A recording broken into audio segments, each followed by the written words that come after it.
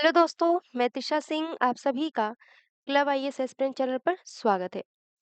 दोस्तों आज से हम लोग यूपीएससी प्रीलिम्स 2027 के लिए दृष्टि आईएएस के टेस्ट पेपर को सॉल्व करेंगे और आज हम लोग पहले इस पेपर से स्टार्ट करेंगे। ओके, तो वीडियो अच्छी लगे तो लाइक शेयर एंड सब्सक्राइब जरूर करिएगा।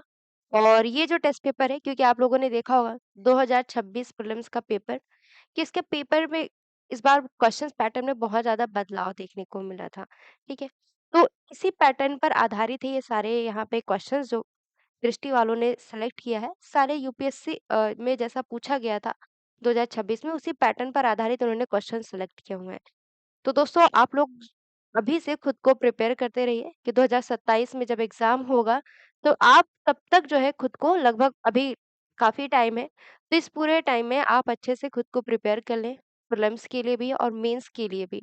ऐसा नहीं कि आप प्रीलिम्स दे रहे हो और बाद में पता चला कि मेंस की ही तैयारी नहीं है, ठीक है? तो ऐसे में क्या होगा, आपका पूरा एक अटेम्प्ट बर्बाद हो जाएगा। तो पूरी तैयारी अभी साथ में करिए, मेंस ओरिएंटेड तैयारी करिए, मेंस के साथ ही तैयारी करिए, ठीक है? प्रीलिम्स अपने आप तैयार हो जाता है, लास्ट में क्या होता है कि जब 4 महीने बचते हैं तो प्रीलिम्स पे लोग ज़्यादा फोकस हो जाते हैं, ओके? तो चलिए स्टार्ट करते हैं पहला टेस्ट पेपर। इसमें हिस्ट्री के 70 क्वेश्चन हैं, मैपिंग के 5 क्वेश्चन हैं, करंट अफेयर के 25 क्वेश्चन हैं, ओके? तो जैसा कि ये हिस्ट्री का क्वेश्चन है, तो यहाँ से शुरू होता है राजा राम मोहन राय जी से, प्रश्न की शुरुआत होती है। पहला क्वेश्चन है, राजा राम मोहन राय ने किस दार्शनिक सिद्धांत को सच्चे हिंदू धर्म का आधार माना था? तो अद्वैतवाद को, ठीक है? आंसर आपका ऑप्शन डी हो जाएगा। क्वेश्चन देख के डरिएगा मत, क्वेश्चन भले ही बहुत बड़े-बड़े आपको देखने को मिले, भयावह लगे देखने को, लेकिन बहुत ही ईज़ी है। ऐसा लगेगा कि आप रिवाइज़ कर रहे हो, ओके? सेकंड क्वेश्चन है कि यंग बंगाल आंदोलन के संदर्भ में निम्नलिखित कथनों पर विचार कीजिए। पहला कथन कह रहा है कि यह हेनरी लुई विवियन डेरोजियो की शिक्षाओं से प्रेरित था। दूसरा, इसने तर्कवाद और स्वतंत्र चिंतन का समर्थन किया। तीसरा, इसका उद्देश्य एक सशस्त्र छात्र विद्रोह भी था। चौथा स्टेटमेंट, इसने पारंपरिक सामाजिक और धार्मिक प्रथाओं को चुनौती दी। बताना है कि आपका कौन सा कथन जो है सही है। हमेशा यहाँ पे जब भी क्वेश्चन सॉल्व करें स्टेटमेंट वाले, तो यहाँ पे सही है या नहीं है इसको ऐसे सर्कल कर लें। क्योंकि जब आप स्टेटमेंट क्वेश्चन पढ़ करके फिर स्टेटमेंट पढ़ेंगे और आंसर तुरंत टिक कर देंगे, तो ऐसे में क्या होगा कि आप यहाँ पे इस पॉइंट को नहीं ध्यान दे पाएँगे, भ्रमित हो जाते हैं, बहुत लोग भ्रम में गलत कर देते हैं। कभी-कभी क्वेश्चन में यहाँ पूछ देता है कि कौन-सा सही नहीं है, ओके? तो इस पॉइंट को हमेशा ध्यान रखिएगा। तो क्योंकि हम लोग 2027 को टारगेट कर रहे हैं, तो इन्हीं छोटी-छोटी चीज़ों को हम लोग सीखते हुए आगे बढ़ेंगे, ओके? ये सारी चीज़ें ऐसी हैं जो आपके हैबिट में होनी चाहिए। हैबिट में लाने के लिए हमें आपको डेली बताना पड़ेगा कि आपको किस पॉइंट पे, कहाँ पे क्या करना है। आपको इन सारी चीज़ों को सीखना है, सीखते हुए आगे बढ़ना है। इस पूरे अ, लगभग 8-9 महीने की जर्नी में आप बहुत कुछ सीख जाएँगे, ओके? तो फर्स्ट स्टेटमेंट तो सही है, यंग बंगाल आंदोलन की बात करें तो 1820 से 1830 के दशक में ये आंदोलन हुआ था, जिनमें डेरोजियो जी की बहुत बड़ी भूमिका रही है। विवियन डेरोजियो की शिक्षा से ये प्रेरित था। तो पहला स्टेटमेंट सही है। इसने तर्कवाद और स्वतंत्र चिंतन का समर्थन किया था, तो दूसरा भी स्टेटमेंट सही है। लेकिन तीसरा जो कह रहा है कि इसका उद्देश्य एक सशस्त्र छात्र विद्रोह था, तो ये नहीं था। सशस्त्र छात्र विद्रोह इसका उद्देश्य नहीं था। इसका उद्देश्य ये था कि ये समाज में बौद्धिक और सामाजिक सुधार लाना चाहता था। समाज में जो बुराइयाँ फैली हुई थी, जो कुप्रथा फैली हुई थी, उसको खत्म करना था। इसका ये उद्देश्य था, लोगों को जागरूक करना था। तो तीसरा गलत है, तीसरा गलत हो जाएगा तो यहाँ पे एलिमिनेट कर देंगे, ओके? तो 2 ऑप्शंस बचते हैं। चौथा स्टेटमेंट पढ़िए, तो इसने पारंपरिक, सामाजिक और धार्मिक प्रथाओं को चुनौती दी। हाँ, उन प्रथाओं को चुनौती दी जो कुरीतियों से भरा हुआ था, ठीक है? सभी प्रथा जो अच्छी प्रथा थी उसको रहने दिया, तो सभी सामाजिक और धार्मिक प्रथाओं को चुनौती दी। तो यहाँ पे चौथा स्टेटमेंट सही था, क्योंकि सभी ज ज़्यादातर जो पारंपरिक, सामाजिक और धार्मिक प्रथा थी वो कुरीतियों से भरा हुआ था। तो यहाँ पे चौथा स्टेटमेंट भी आपका करेक्ट होगा, यानी आंसर हो जाएगा आपका 1, 2 और 4, ओके? अगला क्वेश्चन है, ईश्वर चंद्र विद्यासागर के संदर्भ में निम्नलिखित कथनों पर विचार कीजिए। पहला कथन है कि उनके प्रयासों के परिणाम स्वरूप हिंदू विधवा पुनर्विवाह अधिनियम 1856 लागू हुआ। ओके, दूसरा स्टेटमेंट कह रहा है कि उन्होंने बाल विवाह और बहुविवाह का कड़ा विरोध किया। तीसरा स्टेटमेंट, उनका मानना था कि सामाजिक सुधारों का प्राचीन धार्मिक परंपराओं के साथ टकराव नहीं होना चाहिए। ओके, और बताइए कि कौन सा स्टेटमेंट सही है। अगेन आपको सर्कल करना है, ओके? तब जब आप फाइनल आंसर करेंगे तो भ्रमित नहीं होंगे। तो पहला स्टेटमेंट तो आपका सही है कि ईश्वरचंद विद्यासागर के प्रयास से ही, उनके योगदानों की वजह से ही हिंदू विधवा पुनर्विवाह अधिनियम 1856 लागू हुआ। ओके, जिससे कि जो विधवा लोग थे वो दोबारा विवाह कर सकती थी, एक नए जीवन की शुरुआत कर सकती थी, क्योंकि उस समय क्या था कि विधवाओं के साथ बहुत ही बुरा बर्ताव किया जाता था। ओके, उनको बहुत ही हीन माना जाता था। दूसरा स्टेटमेंट है कि उन्होंने बाल विवाह और बहुविवाह का भी कड़ा विरोध किया। बहुत ही पॉजिटिव स्टेटमेंट दिया है। अगर कोई समाज सुधारक है, उनके बारे में इस तरह की पॉजिटिव स्टेटमेंट है, तो ऑब्वियसली वो स्टेटमेंट सही ही होगा। ओके, तीसरा कह रहा है कि उनका मानना था कि सामाजिक सुधारों का प्राचीन धार्मिक प्रथाओं के साथ टकराव नहीं होना चाहिए। प्राचीन धार्मिक परंपराओं के साथ टकराव नहीं होना चाहिए। यहाँ पर ही ये थोड़ा-सा आपको डराने के लिए और कन्फ्यूज़ करने के लिए ऐसा स्टेटमेंट दिया है कि उनका मानना था कि सामाजिक सुधारों का प्राचीन धार्मिक परंपराओं के साथ टकराव नहीं होना चाहिए। अगर मान लो प्राचीन धार्मिक परंपराएँ बुरी हैं या कुरीतियों से भरी हैं, तो क्या इनके साथ टकराव नहीं होगा? क्या उनका विरोध नहीं किया जाएगा? किया जाएगा। भई उस समय महिलाओं महिलाओं को सती प्रथा, महिलाओं को सती होना पड़ता था। विधवा जो होती थी महिलाएँ, उनके साथ कितना बुरा बर्ताव होता था। इनको बिल्कुल एकदम सादा वस्त्र पहनना है, कोई सागो श्रृंगार नहीं होता था। खाना ढंग का उनको नहीं मिलता था, एकदम सादा खाना जैसे एक पेशेंट को दिया जाता है। तो बहुत सारी बुराइयाँ थी, महिलाओं के साथ कितना ज़्यादा शोषण होता था। तो ऐसा तो नहीं हो सकता कि भाई ये कि सामाजिक सुधारों का जो प्राचीन धार्मिक परंपराएँ थी, इनके साथ कोई टकराव नहीं होगा। तो इन्होंने जो बुराइयाँ थी उनका विरोध किया, तभी तो विधवा पुनर्विवाह अधिनियम इनकी वजह से लाया गया। तो यहाँ पे बस पहला और दूसरा स्टेटमेंट सही होगा, तीसरा गलत होगा। ये तो एलिमिनेट हो जाता। दूसरा सही था तो अपने आप ही आंसर बी हो जाता। ओके, अब ये देखिए, इस बार के अगर पेपर को आप लोगों ने देखा होगा 2026 प्रीलिम्स, आप में से बहुत सारे लोग जो है एग्जाम हॉल में अपीयर हुए होंगे। किसी का पहला अटेम्प्ट होगा, किसी का दूसरा, तो किसी का तीसरा। तो उन्होंने जो है ये नए पैटर्न को देखा होगा कि भाई कैसे क्वेश्चंस आए। जब नया पैटर्न एग्जाम में आता है, एग्जाम हॉल में जब आप बैठे रहते हैं, तो वहां पे क्या होता है कि नए पैटर्न को देख के थोड़ी घबराहट हो जाती है, थोड़े डर जाते हैं, और आता हुआ क्वेश्चन जो ईज़ी भी होता है वो भी हम गलत कर देते हैं, है ना? तो आपको अभी से खुद को प्रिपेयर करते रहना है कि नए पैटर्न हो, हर तरह से आपको क्वेश्चंस को सॉल्व करने की आदत अब बनानी पड़ेगी। तो चलिए हम लोग देखते हैं कि इस क्वेश्चन को सॉल्व कैसे करते हैं। ओके? ये स्टेटमेंट दिया है, स्वामी दयानंद सरस्वती का मानना था कि हिंदू समाज में सामाजिक और धार्मिक कुरीतियां वेदों की वास्तविक शिक्षाओं के अज्ञान के कारण उत्पन्न हुई थी। वेदों के वास्तविक शिक्षाओं के अज्ञान के कारण, इसका मतलब है कि वेद वेद की जो मूल शिक्षा है, वेद वाकई में जो चीजें सिखाता है लोगों को, लोग उसके शिक्षाओं से ज्ञान है। ठीक है, इसके शिक्षाओं से अज्ञान है। अब ये पूरा स्टेटमेंट इन्होंने बता दिया। आगे स्टेटमेंट दिया है, देखो ये है असर्शन। तो आगे जो अभिकथन दिया है, आगे जो ये कथन है, ये इसको अभिकथन बोलते हैं और ये कथन है। ठीक है, तो बताना है आपको कि अभिकथन का आधार है। इसको सॉल्व कैसे करते हैं, अब मैं आपको बताने जा रही हूँ। तो सबसे पहले आपको क्या करना है कि इसको पढ़ना है। इसको पढ़ करके ये चेक करना है कि ऐतिहासिक रूप से ये जो स्टेटमेंट दिया है ये सही है या नहीं है। तो स्वामी दयानंद सरस्वती ने ये जो पूरा स्टेटमेंट दिया है ये सही है, क्योंकि इन्होंने ये तो कहा था कि वेदों की ओर लौटो, वेदों की ओर लौटो, यानी कि वेद की जो वास्तविक जो मूल शिक्षाएं हैं उनको जानो। ठीक है, सिर्फ वेदों के मंत्र को पढ़ करके उसके आधार पे तुम कुछ लोग होते हैं जो वेद का नाम लेकर के बहुत सारी समाज में कुप्रथा फैला रहे होते, तो उन्होंने इसका विरोध किया था कि असली वेद जो कहता है, उसको पढ़ो।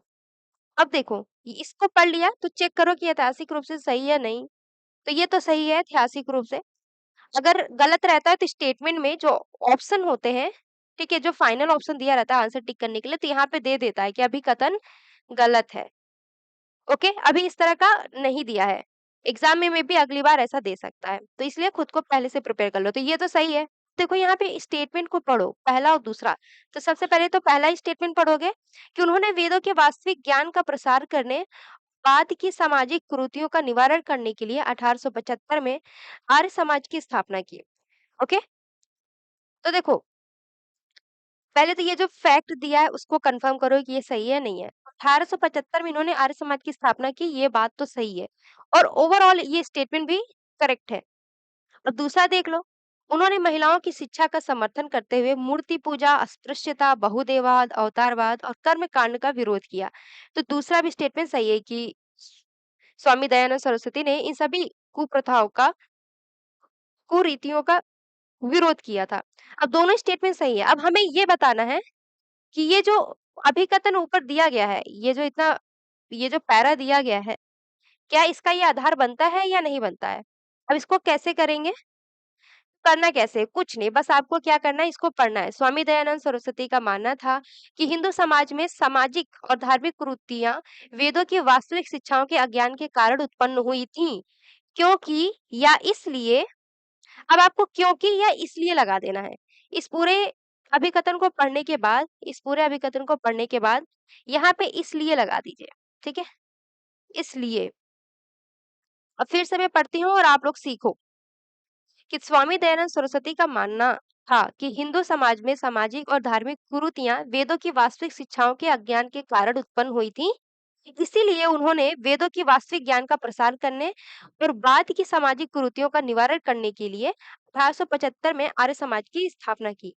तो पहला स्टेटमेंट क्या है, फिट बैठ रहा है इस पूरे अभिकथन पे। यानी कि ये जो पहला स्टेटमेंट है, ये जो पूरा अभिकथन दिया हुआ है, इस पर आधारित है, इसका आधार बन रहा है। तो यानी पहला सही हो गया।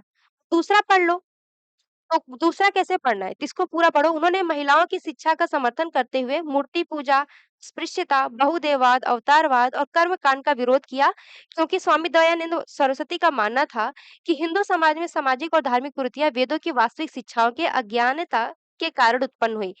तो एक तो पहला इसलिए लगा के कर लो, दूसरा क्योंकि लगा के कर लो। क्योंकि लगा के करोगे तो क्या होगा कि एक बार इसको पूरा लाइन पढ़ा, फिर दूसरा इसको पढ़ के यहाँ पे क्योंकि लगा के इस पूरे को पढ़ लो। तो आसान हो जाएगा आपको करना। हालाँकि दोनों में इसलिए लगा के भी पढ़ सकते हो। तो इसलिए या क्योंकि लगा के पढ़ोगे तो दोनों आंसर क्या होंगे, एक-दूसरे के साथ फिट बैठ जाएँगे। तो यहाँ पे दोनों जो है स्टेटमेंट अभिकथन का आधार है। तो यहाँ पे आंसर क्या हो जाएगा? ऑप्शन सी हो जाएगा। देखो बहुत सारे बच्चे होंगे ना कि वो सीखना ही नहीं चाहेंगे। आधे से ज़्यादा बच्चे तो इतने पे ही भाग गए होंगे। तो समझ लो कि वो हार गए। जो अभी आधे पे ही वीडियो देख कर के भाग गए होंगे, समझ लो कि आप जो अभी जो देख रहे हो, उनसे यूनिक हो, उनसे ज़्यादा मेहनती हो, आप अपना एफर्ट्स लगा रहे हो। ठीक है? तो समझ लो कि आधा कॉम्पिटिशन तो ऐसे ही कम हो जाती है। जो बच्चे आधे पे ही कुछ क्लासेस, कुछ क्वेश्चंस देख के ही चले जाते हैं, उन्हें लगता है कि अरे बाद में कर लेंगे। तो यकीन मानो कि बाद में जब आपका 2027 का एग्ज़ाम आएगा प्रीलिम्स का, फिर आपको इस एग्ज़ाम के, ठीक है, जिस दिन एग्ज़ाम रहेगा उसके 2-4 दिन पहले से आप लगेगा यार अब नहीं, इस बार एग्ज़ाम नहीं देंगे, अगली बार क्या करेंगे, एक-एक टॉपिक अच्छे से पढ़ के एकदम खूब मॉक टेस्ट लगाएँगे तब एग्ज़ाम देंगे। फिर क्या होगा 2028 में भी सेम हाल होगा। तो वैसा हाल मत क्रिएट करिएगा, अभी से मेहनत करते रहिएगा। ओके? प्रार्थना समाज के संबंध में निम्नलिखित कथनों में से कौन-सा कथन सही है? पहला कथन है कि एकेश्वरवाद पर बल देते हुए भी इसने न तो मूर्ति पूजा के पूर्ण निषेध पर जोर दिया और न ही वेदों को अंतिम धार्मिक प्रमाणिक स्रोत माना। पहला स्टेटमेंट आपका करेक्ट है, बहुत बेसिक सा स्टेटमेंट है। ठीक है? दूसरा कह रहा है कि इसने आत्मा के पुनर्जन्म और ईश्वर के अवतार के सिद्धांतों को हिंदू धर्म की आवश्यक विशेषताओं के रूप में स्वीकार किया। तो हमेशा ध्यान रखना कि इसने आत्मा के पुनर्जन्म और ईश्वर के अवतार के सिद्धांतों को हिंदू धर्म की आवश्यक विशेषताओं के रूप में स्वीकार नहीं किया था, इन्होंने अस्वीकार किया था। पुनर्जन्म, ईश्वर के अवतार के सिद्धांतों को इन्होंने स्वीकार किया था। तो दूसरा गलत हो जाएगा, पहला सही है। इन्होंने वेदांत और योग को बढ़ावा दिया था। तो पहला तो सही है, दूसरा गलत है, आंसर ऑप्शन ए हो जाएगा। प्रार्थना समाज की स्थापना किसने की थी? 1867 में आत्माराम पांडुरंग द्वारा प्रार्थना समाज की स्थापना की गई थी। कुछ फैक्ट है जिसको आपको याद करना है। ओके, एग्जाम में इंपॉर्टेंट होता है। जैसे यहाँ पे क्या था, इस एग्जाम में भी यहाँ पे देखो फैक्ट दिया हुआ है ना, तो ऐसा नहीं है कि यूपीएससी फैक्ट नहीं पूछता, पूछता है। ओके, एज ए स्टेटमेंट आपके स्टेटमेंट में ही फैक्ट को ऐड कर देता है। तो यहाँ पे एग्जामिनर ऐसा कर सकता है कि वो 1826 लिख दे, 1825 लिख दे, या कोई भी 1875 को छोड़कर कोई भी तिथि लिख सकता है। तो इसलिए आपको फैक्ट भी तैयार करते हुए चलना है। तो हाँ, आगे देखिए, स्वामी विवेकानंद के संदर्भ में निम्नलिखित कथनों में से कौन-सा कथन सही है? ओके? सही कथन का आपको चुनाव करना है। पहला कथन कह रहा है कि वेदांत दर्शन और सभी धर्मों की मौलिक एकता को स्वीकार करते हुए उन्होंने इस बात पर बल दिया कि जनसाधारण के सशक्तिकरण के लिए आध्यात्मिक और लौकिक दोनों प्रकार की शिक्षा आवश्यक है। तो पहला स्टेटमेंट सही है। इन्होंने कहा भाई जनसाधारण यानी लोगों को सशक्त करना है, तो इसके लिए उनको आध्यात्मिक शिक्षा दो। आध्यात्मिक शिक्षा के साथ-साथ लौकिक शिक्षा भी दो। दूसरा कह रहा है कि उन्होंने जाति भेद को पारंपरिक सामाजिक व्यवस्था का अभिन्न अंग माना। देखो इन्होंने जाति भेद को पारंपरिक सामाजिक व्यवस्था का अभिन्न अंग नहीं माना था। उन्होंने माना भाई ये जो जाति व्यवस्था है ये लोगों की देन है, इसको खत्म होना चाहिए, जो लोगों के साथ भेदभाव हो रहा है, इसको समाप्त करना चाहिए। तो यहाँ पे दूसरा गलत है, पहला सही है। आंसर हो जाएगा आपका ऑप्शन ए। ओके? और आपको ध्यान होगा कि स्वामी विवेकानंद सरस्वती द्वारा रामकृष्ण मिशन की स्थापना की गई थी। किसकी? रामकृष्ण मिशन की स्थापना की गई थी 1873 ईस्वी में। और सबसे बड़ा पॉइंट ये है स्वामी विवेकानंद जी के संदर्भ में कि इन्होंने इनको 1893 में, ध्यान रखिएगा कि 1893 में शिकागो में, ओके, शिकागो में विश्व धर्म महासभा का आयोजन होता है। विश्व धर्म महासभा, ठीक है, विश्व धर्म महासभा का आयोजन होता है 1893 में शिकागो में। तो ये भारत के जो स्वामी विवेकानंद है, ये भारत के प्रतिनिधि बन करके यहाँ पे पहली बार, पहले भारतीय थे जिनको इसमें बुलाया गया था, इनवाइट किया गया था, भारतीय प्रतिनिधि के तौर पे वहाँ पे गए, भारत का प्रतिनिधित्व किए और भारत और सनातन धर्म का इन्होंने प्रचार-प्रसार किया। ठीक है, तो इस पॉइंट को भी ध्यान रखिएगा, यूपी पीसीएस में पूछा गया है कि ये कब गए थे, एग्ज़ैक्टली टाइम पूछा था 1893 में, तो ध्यान रखिएगा, ओके? तो यहाँ पहला सही है, दूसरा गलत है। इस आंसर हो जाएगा आपका ऑप्शन ए। चलिए अगला देखिए, अगला क्वेश्चन। और इनका एक हमें बहुत अच्छा एक लाइन याद आता है। रामकृष्ण मिशन की जब इन्होंने स्थापना की थी, तो उन्होंने एक सिद्धांत दिया था इसी मिशन के तहत, शिव शिव ज्ञाने शिव ज्ञाने जीव सेवा, जीव सेवा। इसका मतलब होता है कि प्रत्येक जीव को शिव मानकर उनकी पूजा करो। कितनी अच्छी लाइन है, शिव ज्ञाने जीव सेवा, यानी प्रत्येक जीव को शिव मानकर उनकी सेवा करो। ये बहुत अच्छी लाइन है। आपके मेंस में जब आप लिखोगे तो औरों से आपका आंसर बहुत बेहतर होगा। ओके, तो इस तरह की कुछ लाइनें जो है याद रखिए, जो समाज सुधारक है वो बहुत अच्छी अच्छी कोटेशन उनके द्वारा दी गई हैं, उसको याद रखिए। तो ये सब आपके मेंस में भी बहुत ज्यादा इंपॉर्टेंट हो जाता है। और जब आप स्पेक्ट्रम पढ़िएगा तो समाज सुधारक वाला टॉपिक पढ़ लीजिएगा। ये स्वामी विवेकानंद, दयानंद सरस्वती, आत्माराम पांडुरंग, राजा राम मोहन राय, आपको सबके बारे में पढ़ने को मिल जाएगा और एग्जाम में बहुत पूछा भी जाता है और फोर्थ पेपर में इनके एग्जाम्पल्स बहुत काम आते हैं। ओके, निम्नलिखित कथनों पर विचार कीजिए। पहला कथन है कि थियोसॉफिकल सोसाइटी ने स्थानीय भाषाओं और साहित्य के साथ-साथ भारतीय धार्मिक और दार्शनिक परंपराओं के अध्ययन को प्रोत्साहित किया। दूसरा, सोसाइटी ने मानवता के सार्वभौमिक बंधुत्व के सिद्धांत का प्रचार किया। अब उपर्युक्त कथन निम्नलिखित में से किससे संबंधित है? पहला है भारतीय सांस्कृतिक चेतना का पुनरुत्थान, दूसरा है भारतीयों में राजनीतिक जागृति का विकास। अब ये डबल डबल स्टेटमेंट वाले क्वेश्चंस हैं। तो सबसे पहले आपको यहाँ पे ही पढ़ना होगा। अब इस क्वेश्चन को सॉल्व करने के लिए आप क्या करेंगे, सबसे पहले इस वाले स्टेटमेंट को पढ़ा करिए कि उपयुक्त कथन निम्नलिखित में से किससे संबंधित है। तो पहला देखिए, तो भारतीय सांस्कृतिक चेतना का पुनरुत्थान, भारतीयों में राजनीतिक चेतना, राजनीतिक जागृति का विकास। जब पहला वाला आप पढ़ रहे हैं तो यहाँ पे स्टेटमेंट को पढ़िए। ठीक है, भारतीय सांस्कृतिक चेतना का पुनरुत्थान, थियोसॉफिकल सोसाइटी ने स्थानीय भाषाओं और साहित्य के साथ-साथ भारतीय धार्मिक और दार्शनिक परंपराओं के अध्ययन को प्रोत्साहित किया। तो पहला स्टेटमेंट सही है क्योंकि यहाँ पे धार्मिक और दार्शनिक परंपराओं के अध्ययन को प्रोत्साहित किया जा रहा है। इसका मतलब हम ये कह सकते हैं कि भारतीय सांस्कृतिक चेतना का पुनरुत्थान करना होगा। ठीक है, पहला स्टेटमेंट आपका करेक्ट है। आप पढ़ेंगे तो आपको बहुत सारी चीजें इसमें, जैसे यहाँ पे सांस्कृतिक चेतना कह रहा है, तो यहाँ पे देखिए ना कि भारतीय धार्मिक और दार्शनिक परंपराओं के अध्ययन को प्रोत्साहित किया जा रहा है। जब भारतीय धार्मिक और दार्शनिक परंपराओं को अध्ययन किया जाएगा, तभी तो भारतीय सांस्कृतिक चेतना का पुनरुत्थान होगा। तो पहला स्टेटमेंट सही है। दूसरा कह रहा है कि भारतीयों में राजनीतिक जागृति का विकास। दूसरा पढ़िए, तो सोसाइटी ने मानवता के सार्वभौमिक बंधुत्व के सिद्धांत का प्रचार किया। देखो, जब लोगों में भाईचारा के सिद्धांत को बढ़ावा देंगे, लोगों में भाईचारा, अपनत्व बढ़ेगा। ऐसे में क्या होगा कि लोग आपस में मिलेंगे और एक-दूसरे के प्रति क्या होंगे, जागृत होंगे। अपनी राजनीतिक जागृति का विकास होगा उनमें, भारतीयों में। तो यहाँ पे दूसरा भी स्टेटमेंट आपका करेक्ट होगा। ओके, आंसर हो जाएगा ऑप्शन सी, यानी 1 और 2 दोनों। ये इंग्लिश वाला भी है, ठीक है? अगर आप लोग चाहोगे तो मैं इंग्लिश वाला क्वेश्चन भी रीड करते हुए चला करूँगी, जिससे कि इंग्लिश मीडियम के बच्चों को भी थोड़ी बहुत हेल्प मिलेगी। इसके लिए आप लोग कमेंट करिएगा, क्योंकि मैं लेक्चर रिकॉर्ड की थी, ठीक है? इंग्लिश का भी रीड करके की थी, लेकिन मैंने सोचा कि पहले मैं क्या करूँगी, बच्चों से इजाज़त लूँगी, बच्चे जैसा कहेंगे वैसा ही मैं करूँगी, ठीक है? तो आप लोग कमेंट में बता देना कि मुझे क्या करना होगा।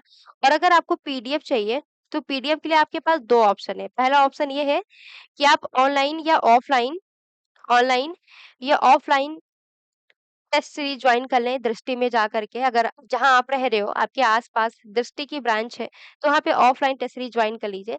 अगर आपके आस-पास दृष्टि के ब्रांच नहीं है, तो आप ऑनलाइन टेस्ट सीरीज भी ज्वाइन कर सकते हो। दृष्टि एप्लीकेशन को डाउनलोड करिएगा, वहाँ पे आप लोग डाउनलोड करके अ, इसके टेस्ट सीरीज को परचेज़ कर सकते हैं। अदरवाइज़ आपको पीडीएफ चाहिए, तो पीडीएफ के लिए कमेंट बॉक्स में इसका लिंक दिया गया है। लिंक के थ्रू आप भी इस पीडीएफ को डाउनलोड कर सकते हैं, ओके? हिंदी, इंग्लिश दोनों माध्यमों में मिलेगा, विथ एक्सप्लेनेशन मिलेगा, ओके? चलिए अगला क्वेश्चन देखिए।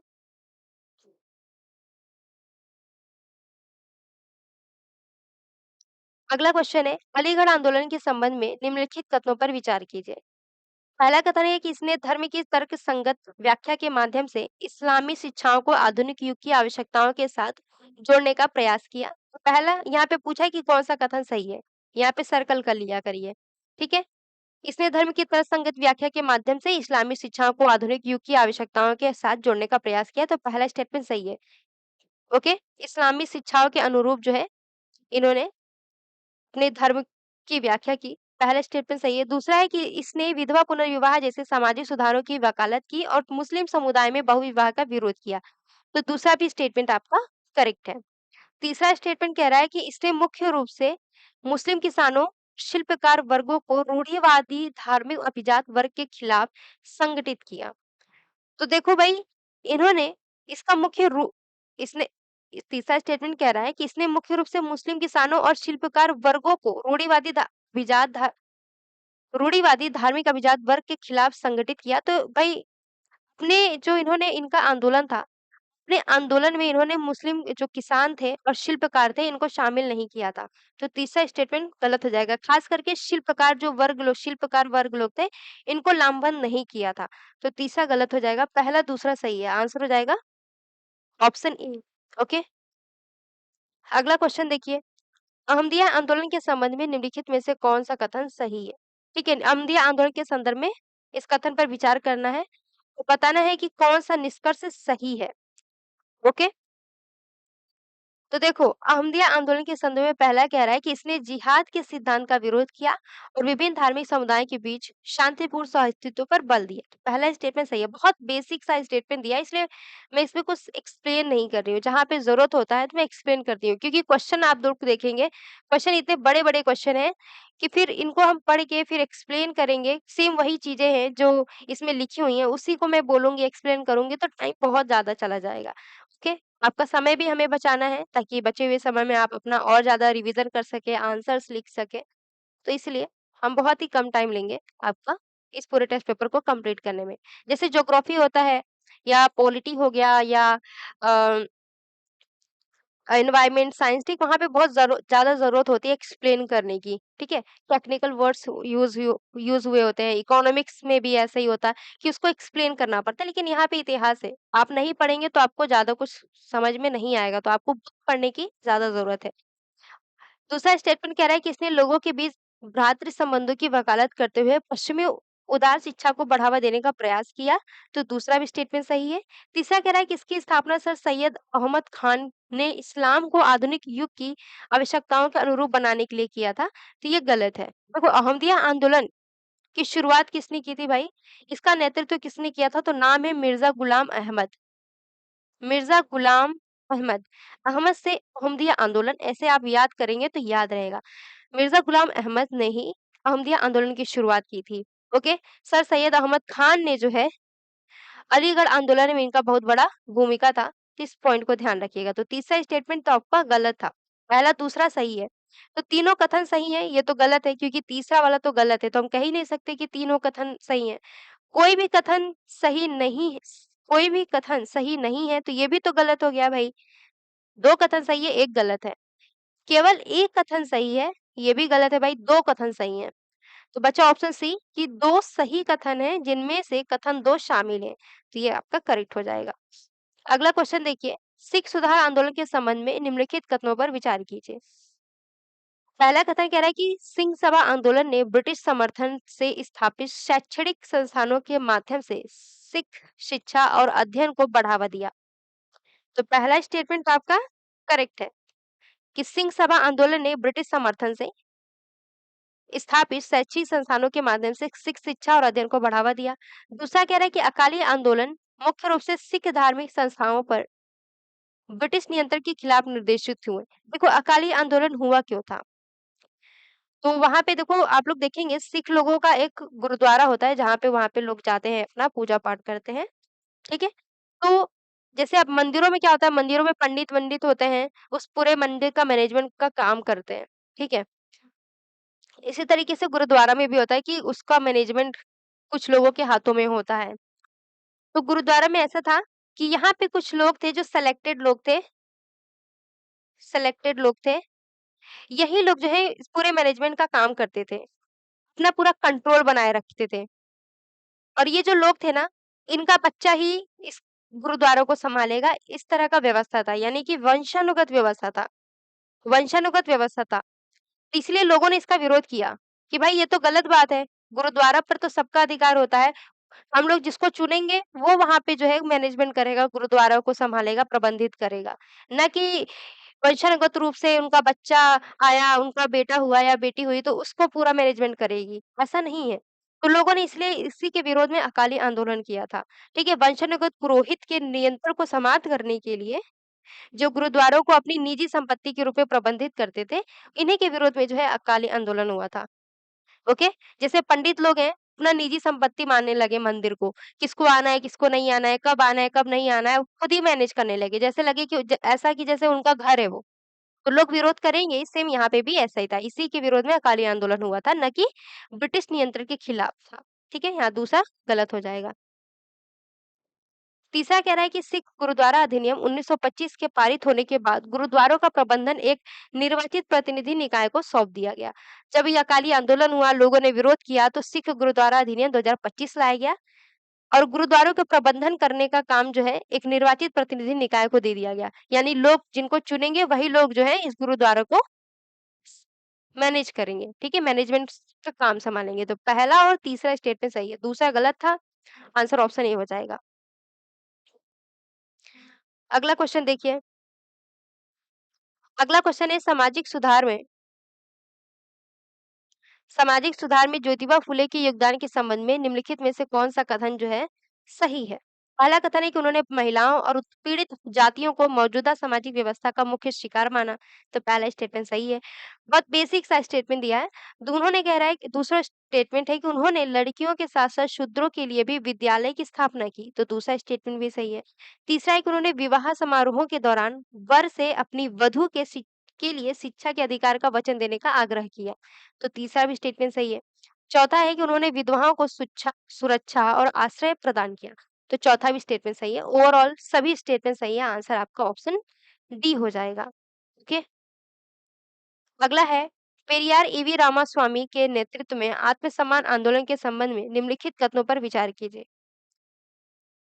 पहला कथन है कि इसने क्वेश्चन क्या पूछा है कि कौन सा कथन सही है। ओके।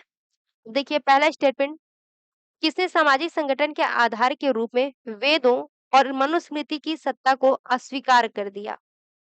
तो पहला स्टेटमेंट आपका करेक्ट है कि ईवी रामास्वामी ने सामाजिक संगठन के आधार पर वेदों और मनुस्मृति की सत्ता को अस्वीकार किया था।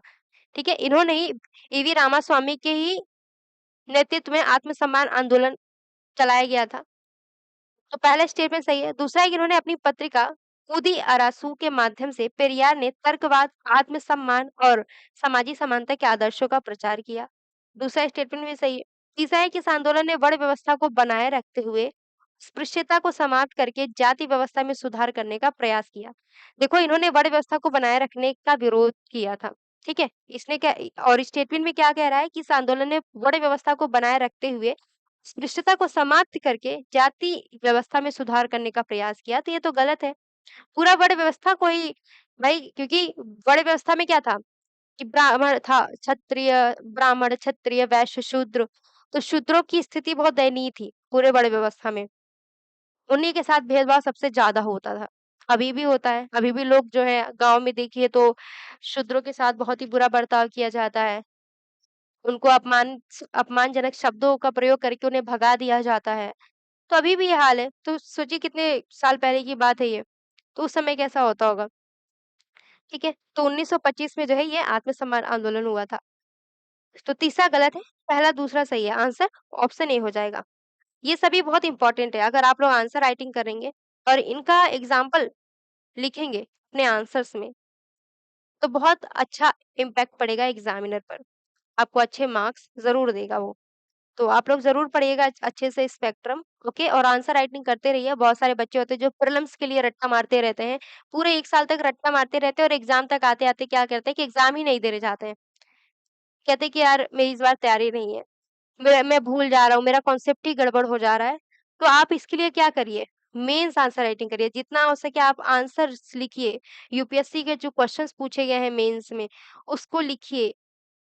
स्टार्टिंग में नहीं आएगा आपको लिखने, कोई बात नहीं, आप देख-देख कर लिखिए।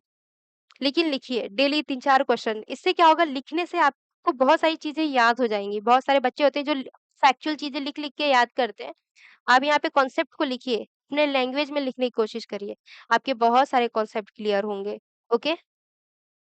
चलिए, आप क्वेश्चन पढ़िए। 1857 के विद्रोह के कारणों के संबंध में निम्नलिखित कथनों पर विचार कीजिए। पहला कथन कह रहा है कि व्यवगत का सिद्धांत यानी हड़प नीति ने केवल शासक राजकुमारों को प्रभावित किया और समाज के अन्य वर्गों पर इसका बहुत कम प्रभाव पड़ा। बहुत कम प्रभाव पड़ा ये गलत है। देखो भाई व्यवगत का सिद्धांत लाया गया था, हड़प नीति तो डलहौजी द्वारा लाया गया था, ध्यान होगा आप लोगों को। तो जब भाई किसी शासक को कोई राजकुमार है, एक पूरे मान लो कोई शासक है, इस पूरे क्षेत्र को कंट्रोल कर रहा है, पूरी एक प्रशासनिक राजनीतिक व्यवस्था बनाए रखा हुआ है, शांति व्यवस्था बनाए रखा हुआ है। इस शासक को अचानक से हटा दिया जाए, इस रीज़न से कि इसका अपना खुद का बायोलॉजिकल सन नहीं है। तो ब्रिटिश गवर्नमेंट के पास इसका पूरा जो क्षेत्र है, इसके अधिकार में चला जाता था ब्रिटिश गवर्नमेंट के पास, यही रूल था हड़प नीति का। तो भाई अगर किसी शासक के पूरे अधिकारों को छीन लिया जा रहा है, उसके दत्तक पुत्र को जिसने अडॉप्ट किया है, उसको राजा नहीं बनने दिया जा रहा है। तो यहाँ पे जो एक व्यवस्था थी, एक तरह की जो एक समान व्यवस्था थी, पूरे क्षेत्र को जो कंट्रोल किया जा रहा था, अब क्या होगा कि यहाँ के लोगों को भी तो डिस्टर्बेंस क्रिएट होगा। राजा हट गया है, अब कोई और कर वसूलेगा, कोई और शोषण करेगा। तो यहाँ पे क्या होगा कि ये कह रहा है कि समाज के अन्य वर्गों पर इसका बहुत कम प्रभाव पड़ा, ये तो गलत है भाई, प्रभाव तो पड़ा होगा, ज़्यादा प्रभाव पड़ा होगा ना, तो पहला गलत। दूसरा कह रहा है कि अवध के विलय ने न केवल शासक अभिजात वर्ग को बल्कि सैनिकों और जमींदारों के बड़े वर्गों को भी अलग-थलग कर दिया, तो ये दूसरा स्टेटमेंट सही है। तीसरा कह रहा है कि सिपाहियों के बीच धार्मिक आशंकाओं ने मौजूद राजनीतिक और आर्थिक शिकायतों को और मजबूत कर दिया, तो तीसरा स्टेटमेंट भी सही है, करेक्ट हो जाएगा ऑप्शन ए। केवल 2 और 3 ओके। 1857 के विद्रोह की शुरुआत के संबंध में निम्नलिखित में से कौन-सा कथन जो है सही है? इसमें भी यही पूछा था, कौन-सा कथन सही है? ओके। 1857 के विद्रोह की शुरुआत के संबंध में कौन-सा कथन सही है? इसका पहला स्टेटमेंट पढ़िए। एनफील्ड राइफल के कारतूसों की शुरुआत जिनके बारे में यह माना जाता था कि वे गाय और सूअर की चर्बी से बने थे, ने सिपाहियों के बीच धार्मिक आशंकाएँ उत्पन्न की। तो पहला स्टेटमेंट सही है, बहुत बेसिक सी बात है। इसी को लेकर के जो सैनिक थे उनमें अंग्रेजों के प्रति विरोध की भावना जागृत हुई। दूसरा है कि कारतूसों का उपयोग करने से इनकार करने पर मेरठ में थर्ड लाइट कैवेलरी के सैनिकों को दी गई सजा ने सेना में असंतोष को तीव्र कर दिया। तो दूसरा स्टेटमेंट भी आपका करेक्ट है। तीसरा स्टेटमेंट कह रहा है कि बैरकपुर में मंगल पांडे द्वारा ब्रिटिश अधिकारियों पर किए गए हमले ने पूरे उत्तर भारत में विद्रोह की औपचारिक शुरुआत को चिन्हित किया, तो ये गलत है।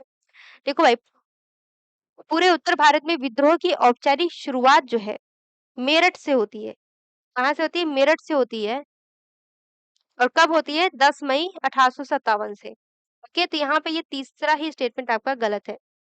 चौथा कह रहा है कि मेरठ के सिपाहियों का दिल्ली कूच और बहादुर शाह द्वितीय को सम्राट घोषित किए जाने से विद्रोह को एक प्रतीकात्मक केंद्र प्राप्त हुआ। तो चौथा स्टेटमेंट आपका करेक्ट है।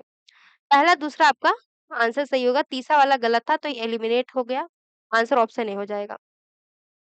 अगला क्वेश्चन देखिए, तो विद्रोह 1857 के विद्रोह के प्रमुख नेतृत्वकर्ताओं के संबंध में निम्नलिखित कथनों पर विचार कीजिए।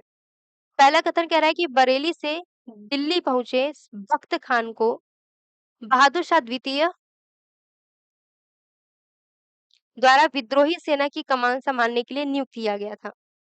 ओके, तो पहला स्टेटमेंट सही है कि बरेली से दिल्ली पहुंचे बख्त खान को बहादुर शाह द्वितीय द्वारा विद्रोही सेना की कमान संभालने के लिए नियुक्त किया था। तो बहादुर शाह द्वितीय जो है बख्त खान को पूरे विद्रोह का कमान संभालने के लिए इनको ये नियुक्त करते हैं। दूसरा है कि मौलवी अहमदुल्ला शाह ने अवध में प्रतिरोध को संगठित करने में महत्वपूर्ण भूमिका निभाई। तो दूसरा स्टेटमेंट भी करेक्ट है। ठीक है, मौलवी अहमदुल्ला शाह ने अवध में प्रतिरोध को संगठित करने में बहुत महत्वपूर्ण भूमिका निभाई थी। इस पॉइंट को ध्यान रखना। यहाँ पे एग्जाम में भी, प्रीलिम्स में भी क्वेश्चन पूछा जाता है, स्टेट पीसीएस में खास तौर पे। तीसरा कह रहा है कि खान बहादुर खान ने कानपुर में विद्रोह का नेतृत्व किया और नाना साहिब के की सत्ता को स्वीकार किया। देखो भाई, खान बहादुर खान ने बरेली में 1857 की क्रांति का विद्रोह किया था। कानपुर में नहीं, कानपुर में नाना साहिब ने किया था। तीसरा गलत हो जाएगा, एलिमिनेट कर दीजिए, आंसर ऑप्शन ए हो जाएगा। बहुत सारे बच्चे ये सोचेंगे कि मैम तो रीड कर रही हैं, आंसर बता रही हैं। इसमें यही है बस। इस हिस्ट्री के टॉपिक में जो ये पूरा क्वेश्चन है, ये इसी लायक है कि इसको रीड करना है और सिर्फ आंसर बताना है। इसमें कुछ ऐसा नहीं है कि मैं आपको बहुत समझाऊं। जिनको लग रहा है कि समझाने की जरूरत है, तो इससे इसका मतलब ये है कि उन्होंने हिस्ट्री अच्छे से नहीं पढ़ा है। इतनी बेसिक चीजें अगर नहीं पढ़ा है, तो फिर यहाँ पे आप एक टेस्ट सीरीज की क्लास में बहुत कुछ नहीं सीख सकते हैं। ठीक है, और जो बच्चे हमारे पुराने बच्चे हैं, उनको पता है कि मैं कहाँ पे समझाती हूँ, कहाँ पर नहीं समझाती हूँ, कहाँ पे जहाँ पे ज़रूरत होता है, वहाँ पर ही मैं एक्सप्लेन करती हूँ। तो ऐसा मत सोचना कि मैं एकदम एक्सप्लेन नहीं कर रही हूँ, सिर्फ़ रीड करते जा रही हूँ, क्योंकि यहाँ पे ये डिमांड ही ऐसा है क्वेश्चन का। जैसा क्वेश्चन का डिमांड होता है, वैसे एक्सप्लेनेशन भी होता है, ठीक है? डिमांड के अकॉर्डिंग होता है सब कुछ। तो जो ऐसा बच्चे सोच रहे हैं कि सिर्फ़ मैम पढ़ रही हैं, कुछ समझा नहीं रही हैं, तो ये ऑलरेडी इसमें सब कुछ छपा हुआ है। इतने बड़े-बड़े, लंबे-लंबे स्टेटमेंट है और ज़्यादातर सभी स्टेटमेंट सही हैं। तो कुछ समझाना ही नहीं है, सिर्फ़ आपको रीड करना है और सीखना है कि कैसे क्वेश्चन्स पूछे जा रहे हैं। देखिए, 1857 का विद्रोह कई क्षेत्रों में एक जन विद्रोह का स्वरूप ग्रहण कर चुका था और यह केवल सिपाहियों तक सीमित नहीं था। ये हो गया आपका अभिकथन दिया है। ठीक है, कौन-सा या कौन से उपयुक्त अभिकथन का आधार है? मैंने जैसे बोला कि अगर पूछे आधार है, क्योंकि लगा के सबको पढ़िए। 1857 का विद्रोह कई क्षेत्रों में एक जन विद्रोह का स्वरूप ग्रहण कर चुका था और यह केवल सिपाहियों तक सीमित नहीं था। इसीलिए अवध के विस्थापित तालुकदारों ने सक्रिय रूप से विद्रोह में भाग लिया और ब्रिटिशों के विरुद्ध प्रतिरोध का नेतृत्व किया। तो पहला स्टेटमेंट सही है। पहला स्टेटमेंट फिट बैठ रहा है, नहीं बैठ रहा है? जवाब दे रहा है कि नहीं दे रहा? तो सही है। फिर से आप इसको पढ़िए, तो 1857 का विद्रोह कई क्षेत्रों में एक जन विद्रोह का स्वरूप ग्रहण कर चुका था और यह केवल सिपाहियों तक सीमित नहीं था। इसीलिए किसानों, कारीगरों और ग्रामीण समाज के अन्य वर्गों ने विद्रोहियों को जनशक्ति, रसद और आसूचना प्रदान करके समर्थन दिया। तो दूसरा भी सही है, आधार बन रहा है, नहीं बन रहा? अगर फिट नहीं बैठ रहा होता, तो ये गलत हो जाता। और दूसरा स्टेटमेंट आपको सबसे पहले तो ये चेक करना है कि ये पूरा का पूरा स्टेटमेंट अपने आप में सही है या नहीं है, ऐतिहासिक रूप से सही है या नहीं है। तो ऐतिहासिक रूप से ये तीनों स्टेटमेंट सही है। ठीक है, पढ़ के ही आपको समझ में आ जाएगा। फिर विद्रोहियों ने कई तालुकदारों की जब्त की गई संपत्तियां उन्हें वापस लौटा दी, जिससे उनका समर्थन सुनिश्चित हुआ, क्योंकि 1857 का विद्रोह कई क्षेत्रों में एक जन विद्रोह का स्वरूप ग्रहण कर चुका था और यह केवल सिपाहियों तक सीमित नहीं था। ये तीनों ही स्टेटमेंट सही है। इसी तरह से इसी प्रोसेस में आपको आंसर करना है। जैसे मैंने अभी कहा, या तो क्योंकि लगा के इस स्टेटमेंट को अगर पहले पढ़ रहे हैं, या किसी भी स्टेटमेंट को, इन तीनों में से किसी भी स्टेटमेंट को पहले पढ़ रहे हैं, क्योंकि लगा के इसको पढ़िए, फिट बैठेगा तो आंसर होगा। और अगर इसको पहले पढ़ रहे हैं, तो फिर जब इसको पढ़ने के बाद आप स्टेटमेंट को पढ़ रहे हो, तो इसलिए लगा करके फिर स्टेटमेंट पढ़िए। देखिए फिट बैठ रहा है या नहीं बैठ रहा? या तो क्योंकि, देखो क्या करना है, जब पहले अगर आप फर्स्ट टाइम किसी भी स्टेटमेंट को पढ़ रहे हैं, मान लो इसको पढ़ रहे हैं तो क्योंकि लगाने के बाद फिर इसको पढ़ना है, ठीक है? किसको पढ़ना है? फिर इसको पढ़ना है आपको, इसको। लेकिन जब फर्स्ट टाइम आप इसको पढ़ रहे हैं, पूरे अभिकथन को पढ़ रहे हैं, तो इसलिए लगा करके फिर ये सारी स्टेटमेंट को पढ़िए। देखिए फिट बैठ रहा है, नहीं बैठ रहा है? यही इसका ट्रिक होता है सॉल्व करने का, ओके? कि लिंक कर रहा है कि नहीं कर रहा है आपस में। तो पहला स्टेप जैसे कि यहाँ पे ये तीनों ही स्टेटमेंट सबसे पहले आपको फर्स्ट स्टेप क्या करना है कि इनको आपस में चेक करना है कि ये ऐतिहासिक रूप से सही है या नहीं है। अगर ऐतिहासिक रूप से ये गलत है, तो फिर स्टेटमेंट में इसको गलत मान लिया जाएगा, एलिमिनेट कर देंगे। लेकिन अगर ये सही है, तो फिर आपको इस बेसिस पे चेक करना होगा कि ये इसका आधार है या नहीं है, ओके? जब आधार है, तो फिर सही हो जाएगा। यानी पहला तो आपको ये चेक करना है, ये 2 लेयर में होते हैं ये सारे क्वेश्चंस, कि सबसे पहले आपको ऐतिहासिक रूप से ये चेक करना है कि ये सही है या नहीं है। एग्ज़ैक्टली ऐसा हुआ था या नहीं हुआ था। फिर दूसरा लेयर में ये चेक करना है आपको कि इसका ये आधार बन रहा है या नहीं बन रहा है, इससे ये लिंक कर रहा है या नहीं कर रहा है, ओके? जब दोनों आपका सही हो जाएगा तभी इस ऑप्शंस में आप आंसर टिक करेंगे, ओके? क्योंकि ये तीनों ही सही था, तीनों अपने आप में ही ऐतिहासिक रूप से स्टेटमेंट सभी सही हैं, फिर इसके आधार के तौर पे भी ये तीनों स्टेटमेंट करेक्ट है। इसलिए आंसर आपका ऑप्शन डी होगा, ओके? जब आप कई क्वेश्चन सॉल्व करेंगे, प्रैक्टिस करेंगे, इस पे बहुत मेहनत करेंगे, तब आपको ये क्वेश्चंस इस तरह के सॉल्व करने आएँगे।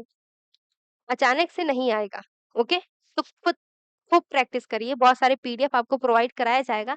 अगर आप लोग चाहते हो कि आपको पीडीएफ मिले, कमेंट बॉक्स में लिंक दिया गया है अलग-अलग इंस्टीट्यूट का, यूपीएससी के लिए भी और स्टेट पीसीएस के लिए भी, तो आप लोग लिंक के थ्रू आप पीडीएफ डाउनलोड करके प्रैक्टिस कर सकते हैं। 1857 के विद्रोह की विफलता के संबंध में निम्नलिखित में से कौन-सा कथन सही है? पहला कथन है कि विद्रोही विभिन्न केंद्रों पर सैन्य अभियानों के समन्वय के लिए एक प्रभावी केंद्रीय नेतृत्व स्थापित करने में असफल रहे हैं। दूसरा है कि ब्रिटिश इसलिए आंशिक रूप से सफल हुए क्योंकि मद्रास और बॉम्बे की सेनाएं बंगाल सेना के बड़े हिस्से के विपरीत अधिकांशतः औपनिवेशिक सरकार के प्रति निष्ठावान रही। तो बताइए कि कौन सा कथन आपका सही है? ओके, तो ये तो इजी है। भाई विद्रोही विभिन्न केंद्रों पर सैन्य अभियानों के समन्वय के लिए एक प्रभावी केंद्रित नेतृत्व स्थापित करने में असफल रहे हैं।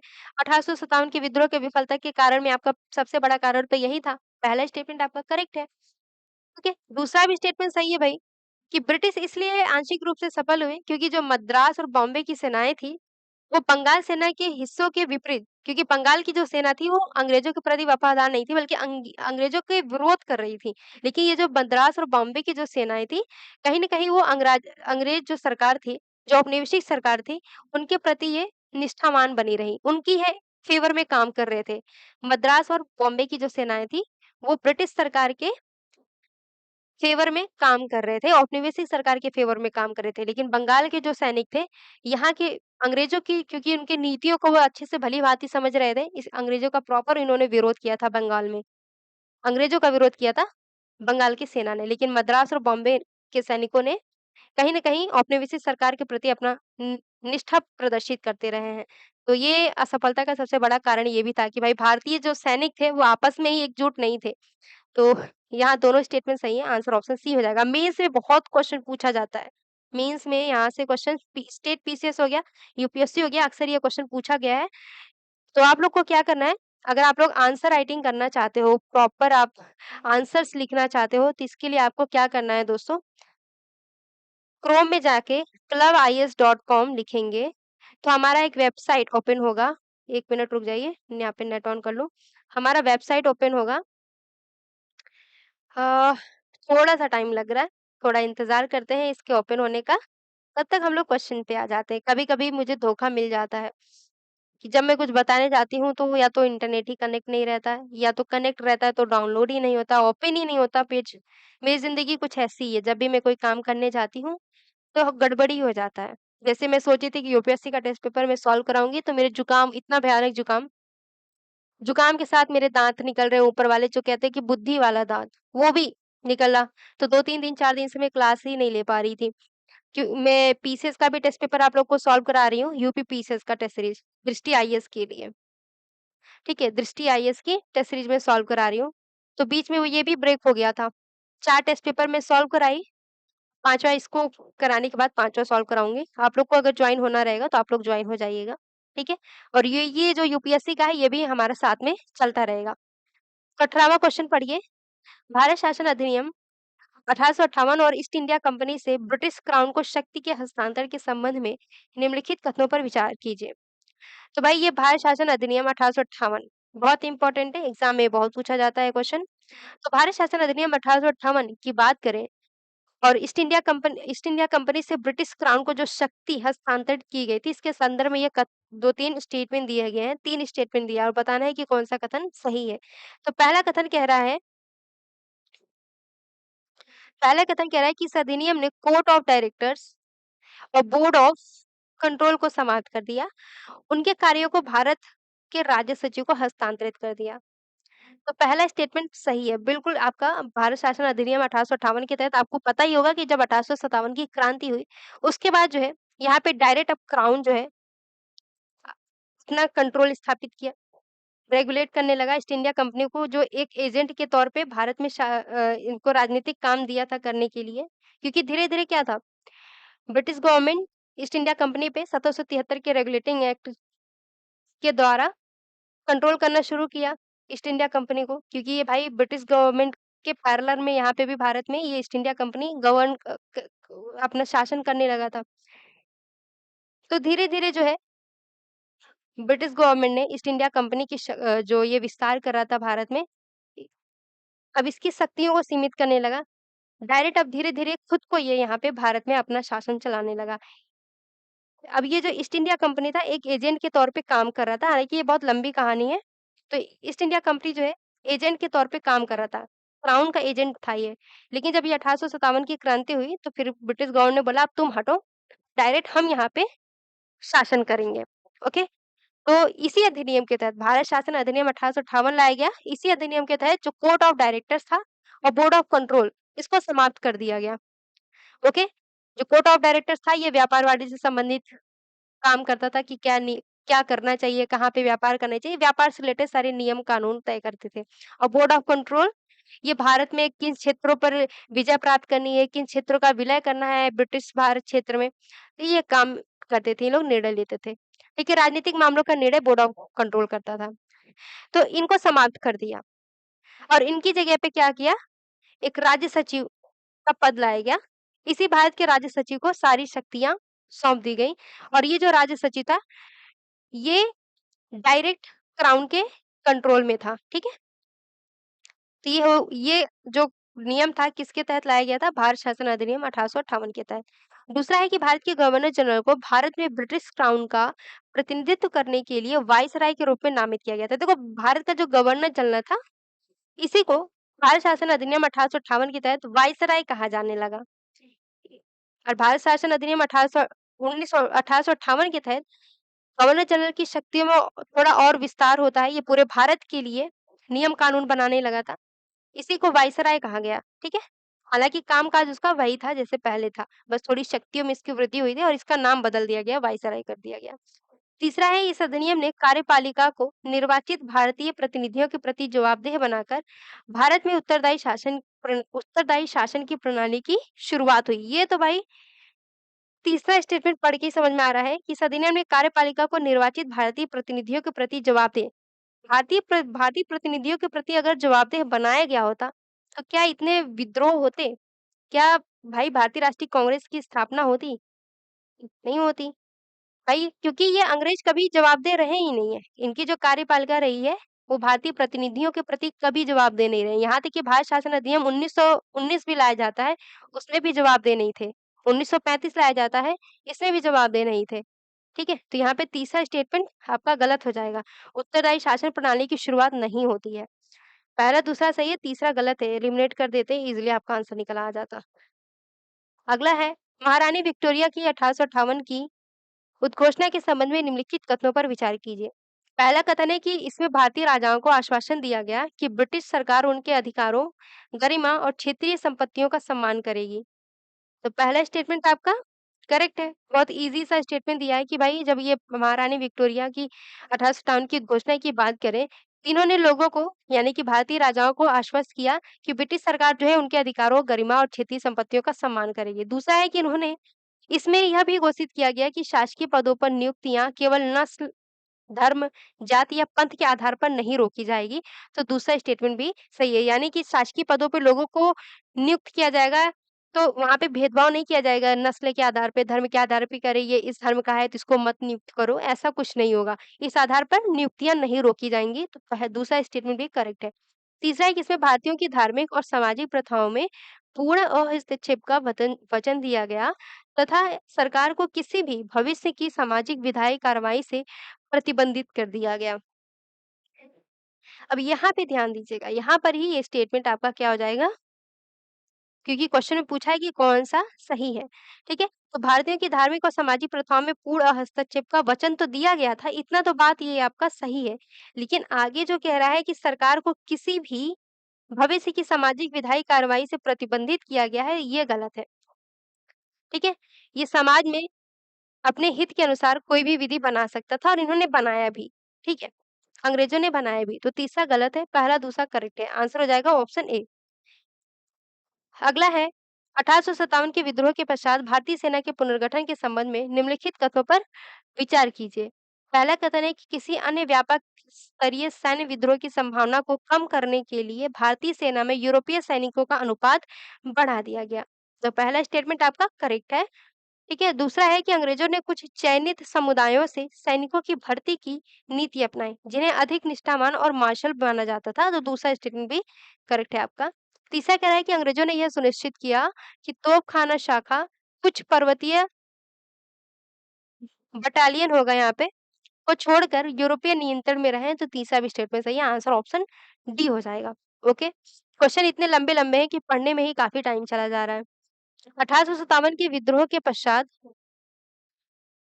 1857 के विद्रोह के पश्चात रियासतों के प्रति अंग्रेजों द्वारा अपनाई गई नीति का मुख्य उद्देश्य निम्नलिखित में से क्या प्राप्त करना था? तो भाई 1857 के विद्रोह के बाद रियासतों के प्रति अंग्रेजों द्वारा जो नीति अपनाई गई थी, इसका मुख्य उद्देश्य क्या था? तो इसका उद्देश्य था आक्रामक विलय नीतियों को त्याग कर भारतीय राजाओं की निष्ठा सुनिश्चित करना और उन्हें ब्रिटिश शासन के सहयोगी के रूप में उपयोग करना था। तो आंसर हो जाएगा आपको ऑप्शन बी। भारतीय राष्ट्रीय कांग्रेस के गठन के संबंध में निम्नलिखित कथनों पर विचार कीजिए। पहला कथन है कि भारतीय राष्ट्रीय कांग्रेस, देखो पूछा है कि कौन सा कथन सही है। आप लोग को इसको ध्यान देते रहना है, ओके? भारतीय राष्ट्रीय कांग्रेस के पहले अधिवेशन में भारत के विभिन्न हिस्सों से 72 प्रतिनिधियों ने भाग लिया था। कितने? 72 प्रतिनिधियों ने भाग लिया था इसके पहले अधिवेशन में, तो पहला स्टेटमेंट सही है। दूसरा कह रहा है कि कांग्रेस का पहला अधिवेशन कलकत्ता में आयोजित हुआ। इसकी अध्यक्षता जो है सुरेंद्रनाथ बनर्जी ने की है, तो ये तो गलत है भई। पहला और दूसरा गलत हो गया, क्योंकि कांग्रेस का पहला अधिवेशन जो है बॉम्बे में होता है। कहाँ पे होता है? बॉम्बे में होता है। और इस अधिवेशन की अध्यक्षता जो है डब्ल्यूसी बनर्जी करते हैं, ना कि सुरेंद्रनाथ बनर्जी। देखो आप लोग का कितना आपके दिल के साथ कितना खेला जाता है एग्ज़ाम में, ये सोचो। सुरेंद्रनाथ बनर्जी और डब्ल्यूसी बनर्जी, व्योमेश चंद्र बनर्जी, नाम लगभग सेम-सेम देता है ना, तो इसलिए कन्फ्यूज़न हो जाती है बच्चों को। तो डब्ल्यूसी बनर्जी ने किया था, ना कि सुरेंद्रनाथ बनर्जी ने। तो ये दूसरा स्टेटमेंट आपका गलत हो जाएगा। सॉरी।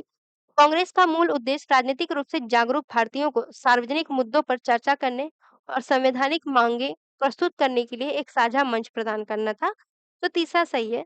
आंसर हो जाएगा ऑप्शन ए, यानी 1 और 3। दूसरा गलत था तो आप इजीली एलिमिनेट कर देते। आंसर आपका निकल के आ जाता। एग्जाम हॉल में क्या करना है आपको? एग्जाम हॉल में ये देखना है कि भाई आपका कौन-सा स्टेटमेंट है जो गलत है। सबसे पह अगर पूछा है कि कौन-सा सही है, तो सबसे पहले आपको सबसे गलत स्टेटमेंट चूज़ करना है।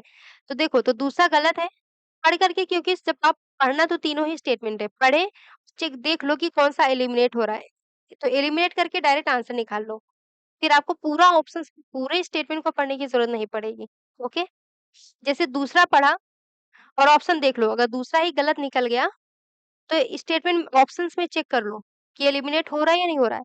एलिमिनेट हो गया तो तीसरा वाला मत पढ़ो, डायरेक्ट आंसर टिक कर दो, क्योंकि इसके अलावा और कोई ऑप्शन है ही नहीं, 1 और 3 ही आंसर होगा।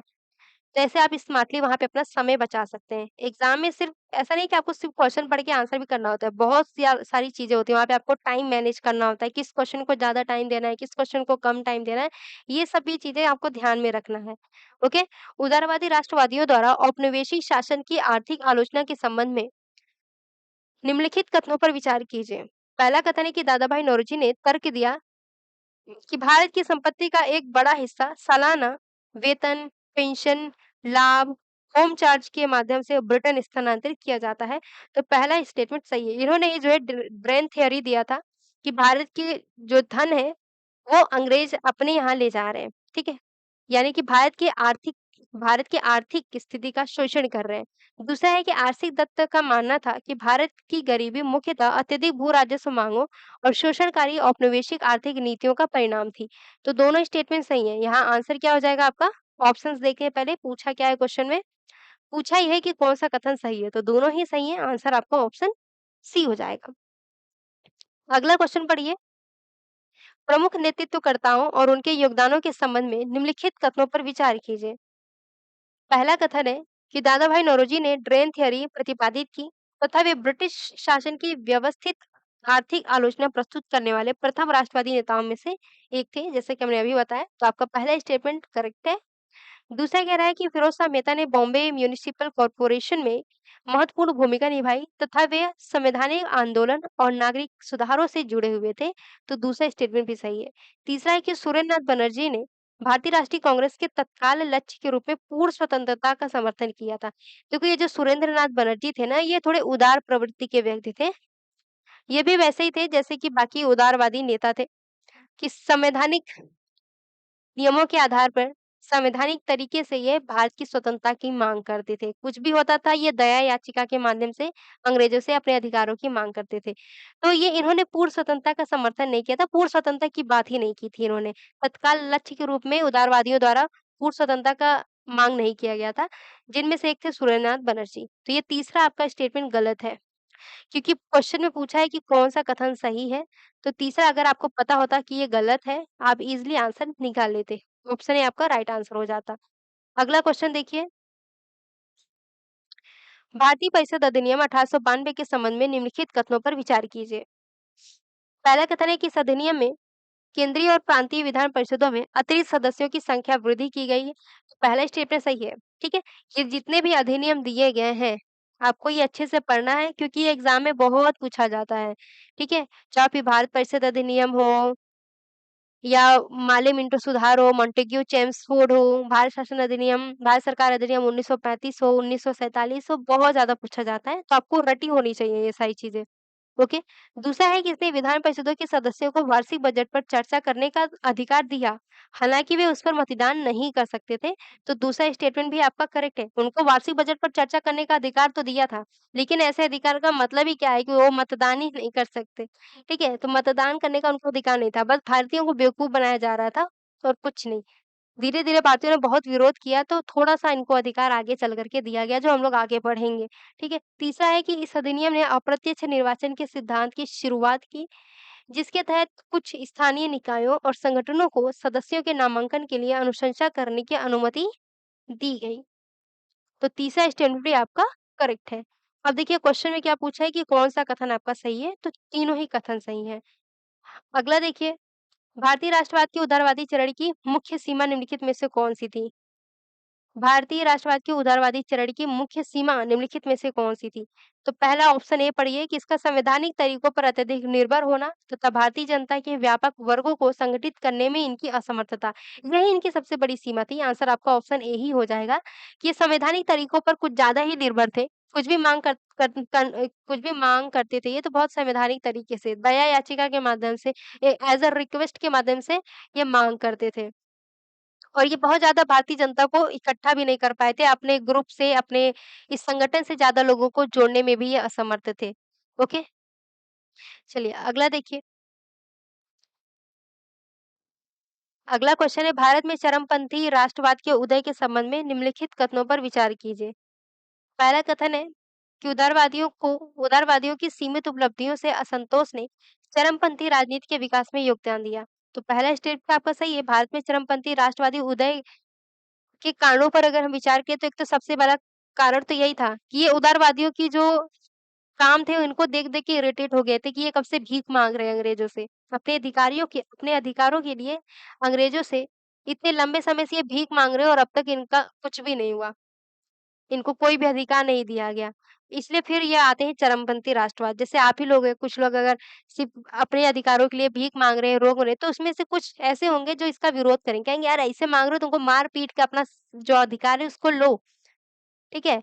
ऐसे रिक्वेस्ट करके अपने अधिकारों की माँग करोगे तो कभी तुम्हें कुछ भी नहीं मिलने वाला। तो कुछ ऐसे लोग होते हैं चरमपंथी, तो एक तो यही सबसे बड़ा कारण था कि उदारवादियों की सीमित उपलब्धियों से असंतोष ने चरमपंथी राजनीति के विकास में योगदान दिया। दूसरा एक 1905 में बंगाल के विभाजन ने चरमपंथी राष्ट्रवाद के उदय के लिए एक महत्वपूर्ण उत्प्रेरक के रूप में काम किया। तो दूसरा स्टेटमेंट आपका करेक्ट है। तीसरा कह रहा है कि चरमपंथी नेताओं ने आत्मनिर्भरता और राष्ट्रीय शिक्षा पर बल दिया। लेकिन विदेशी वस्तुओं के बहिष्कार को राजनीतिक साधन के रूप में अस्वीकार किया। ये यहाँ पे ये तीसरा स्टेटमेंट आपका गलत हो जाएगा। आप लोग देखेंगे कि चरमपंथी नेताओं ने आत्मनिर्भरता और राष्ट्रीय शिक्षा पर बल दिया, ठीक है? राष्ट्रीय शिक्षा को बढ़ावा दिया है। कहा कि भई हम अंग्रेज़ों के विश्वविद्यालय, अंग्रेज़ों के विद्यालयों में पढ़ने नहीं जाएँगे, ना उनके वस्तुओं का हम प्रयोग करेंगे। हम अपना खुद का विश्वविद्यालय खोलेंगे, विद्यालय खोलेंगे और अपनी वस्तुएँ खुद बनाएँगे, यूज़ करेंगे। इ आगे स्टेटमेंट ये कह रहा है कि लेकिन विदेशी वस्तुओं के बहिष्कार को राजनीतिक साधन के रूप में अस्वीकार किया, ये तो गलत है। भाई विदेशी वस्तुएँ बहुत ज़्यादा चलाई गई, होली खेली गई समझ लो एक तरह से होलिका दहन होता है ना, तो उसकी होलिका बनाई गई। खूब जलाए गए विदेशी वस्तुओं को, तो तीसरा गलत है। पहला, दूसरा सही है, आंसर हो जाएगा 1 और 2 यानी ऑप्शन सी आपका करेक्ट होगा।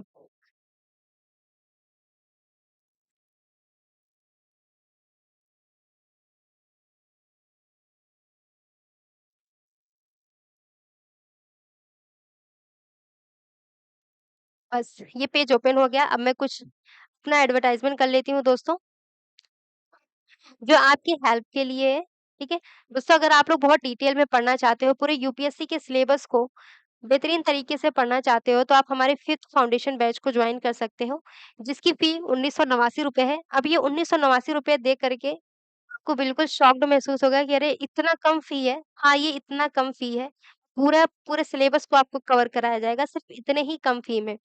आप लोग अगर डाउट है कि इतने कम फ़ी में क्या ही पढ़ाया जाएगा, तो आप लोग को ये डाउट होना भी लाज़मी है क्योंकि बड़े इतने जो बड़े-बड़े इंस्टीट्यूट हैं, वो लाखों रुपए लेते हैं इसी सिलेबस को कवर कराने में और ऑफ़लाइन बैच दे करके ऑफ़लाइन का पेमेंट ले करके वो ऑनलाइन क्लासेस देते हैं। कहते हैं बच्चों क्लास जो है घर पे देख लेना। ऐसा भी मैंने देखा है कि बहुत सारे इंस्टीट्यूट में होता है। यहाँ पे आपको ऑनलाइन ही क्लास दी जाएगी ₹1989 में।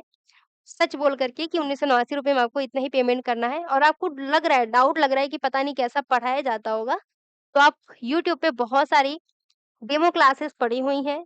आप लोग उस डेमो क्लासेस को देख लीजिए और कुछ रेपुटेटेड अगर आपको लगता है कि हाँ, इतने कम फ़ी है और बड़े-बड़े कोचिंगों में ब इतना पैसा लिया जाता है तो बहुत अच्छा पढ़ाया जाता होगा, तो उनकी क्लासेस भी देख लेना और तुलना कर लेना आप लोग, कंटेंट की तुलना कर लेना कि वाक़ई आपके लिए कौन-सा क्लास ज़्यादा आपके लिए हेल्पफुल रहेगी। ओके? तो जॉइन होना चाहते हो तो आप लोग हो लीजिएगा, ठीक है? ये आपके हेल्प के लिए ही है।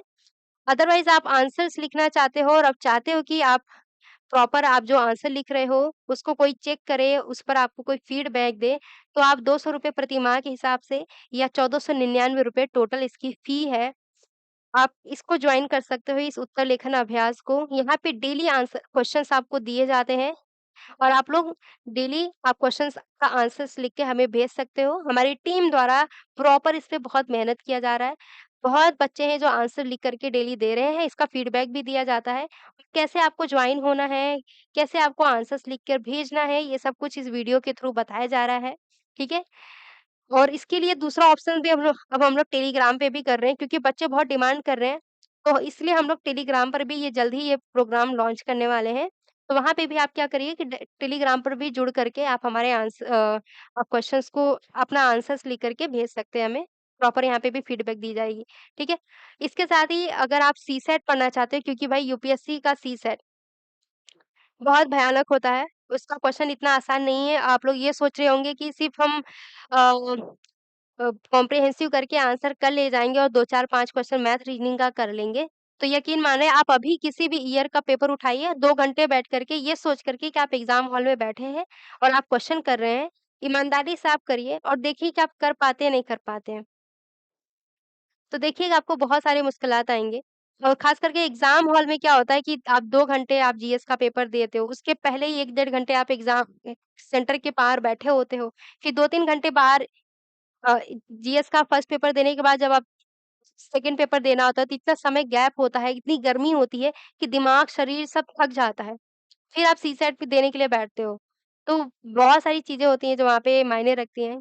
तो आपको पहले से अगर प्रैक्टिस करना है सीसैट का कि आप एग्ज़ाम में पहले से बहुत खुद को प्रिपेयर कर लो मेंटली और प्रैक्टिस करके भी, तो आप क्रैश क्रैश कोर्स है ये, इसको या तो जॉइन कर लीजिए और एक नया बैच स्टार्ट होने जा रहा है। नया बैच स्टार्ट करना जॉइन करना चाहते हो तो उसको जॉइन कर लीजिएगा। जल्द ही हम लोग 2-4 दिनों में नया बैच स्टार्ट करने जा रहे हैं। इसमें बहुत ही हम लोग उस पर डिस्काउंट भी देंगे, जो पहले बच्चे होंगे उस पर हम लोग डिस्काउंट देंगे स्टार्टिंग के कुछ बच्चों के लिए। तो बहुत कम फी में आप लोग वहाँ पे भी जॉइन कर सकते हो। प्रॉपर आपको सीसैट पढ़ाया जाएगा। अमित सर बहुत अच्छा सीसैट पढ़ाते हैं। बहुत ही बेसिक से बहुत डिटेल में, बहुत ही शांत और संयम तरीके से पढ़ाते हैं। मुझे उनका पढ़ाने का स्टाइल बहुत पसंद है। मैं भी चाहती हूँ कि मैं उनकी तरह पढ़ाऊँ, लेकिन पता नहीं मेरे को चिल्लाने की थोड़ी आदत है। और जीएस के इतने लंबे-लंबे क्वेश्चन्स ही होते हैं कि जब तक जल्दी-जल्दी ना पढ़ो तो टाइम भी ऐसे 2 घंटे हो जाएँगे और 40 क्वेश्चन 85 क्वेश्चन पे अटके रह जाते हैं, ठीक है? तो ये भी एक कारण है। तो जॉइन होना चाहते हो तो आप लोग ज़रूर जॉइन होइएगा और डेमो क्लास यूट्यूब पर पड़ी हुई है बहुत सारी, एक बार डेमो क्लास देख लेना, मैथ्स की भी पड़ी हुई है, जीएस की भी पड़ी हुई है, ओके? बाल गंगाधर तिलक का भारतीय राष्ट्रवाद के प्रति दृष्टिकोण उदारवादियों के दृष्टिकोण से मुख्य रूप से किस प्रकार भिन्न थी? बाल गंगाधर तिलक का भारतीय राष्ट्रवाद के प्रति दृष्टिकोण उदारवादियों के दृष्टिकोण से मुख्य रूप से किस प्रकार भिन्न थी? आप लोग को पता होगा लाल बाल पाल। ये तीनों लोग कौन थे भाई? विपिन चंद्र पाल, लाला लाजपत राय, बाल गंगाधर तिलक। ये उग्रवादी थे ना? ये उग्रवादी दल के सदस्य थे। तो बाल गंगाधर तिलक क्या थे भाई? भारतीय राष्ट्रीय कांग्रेस के उग्रवादी दल के मेंबर थे।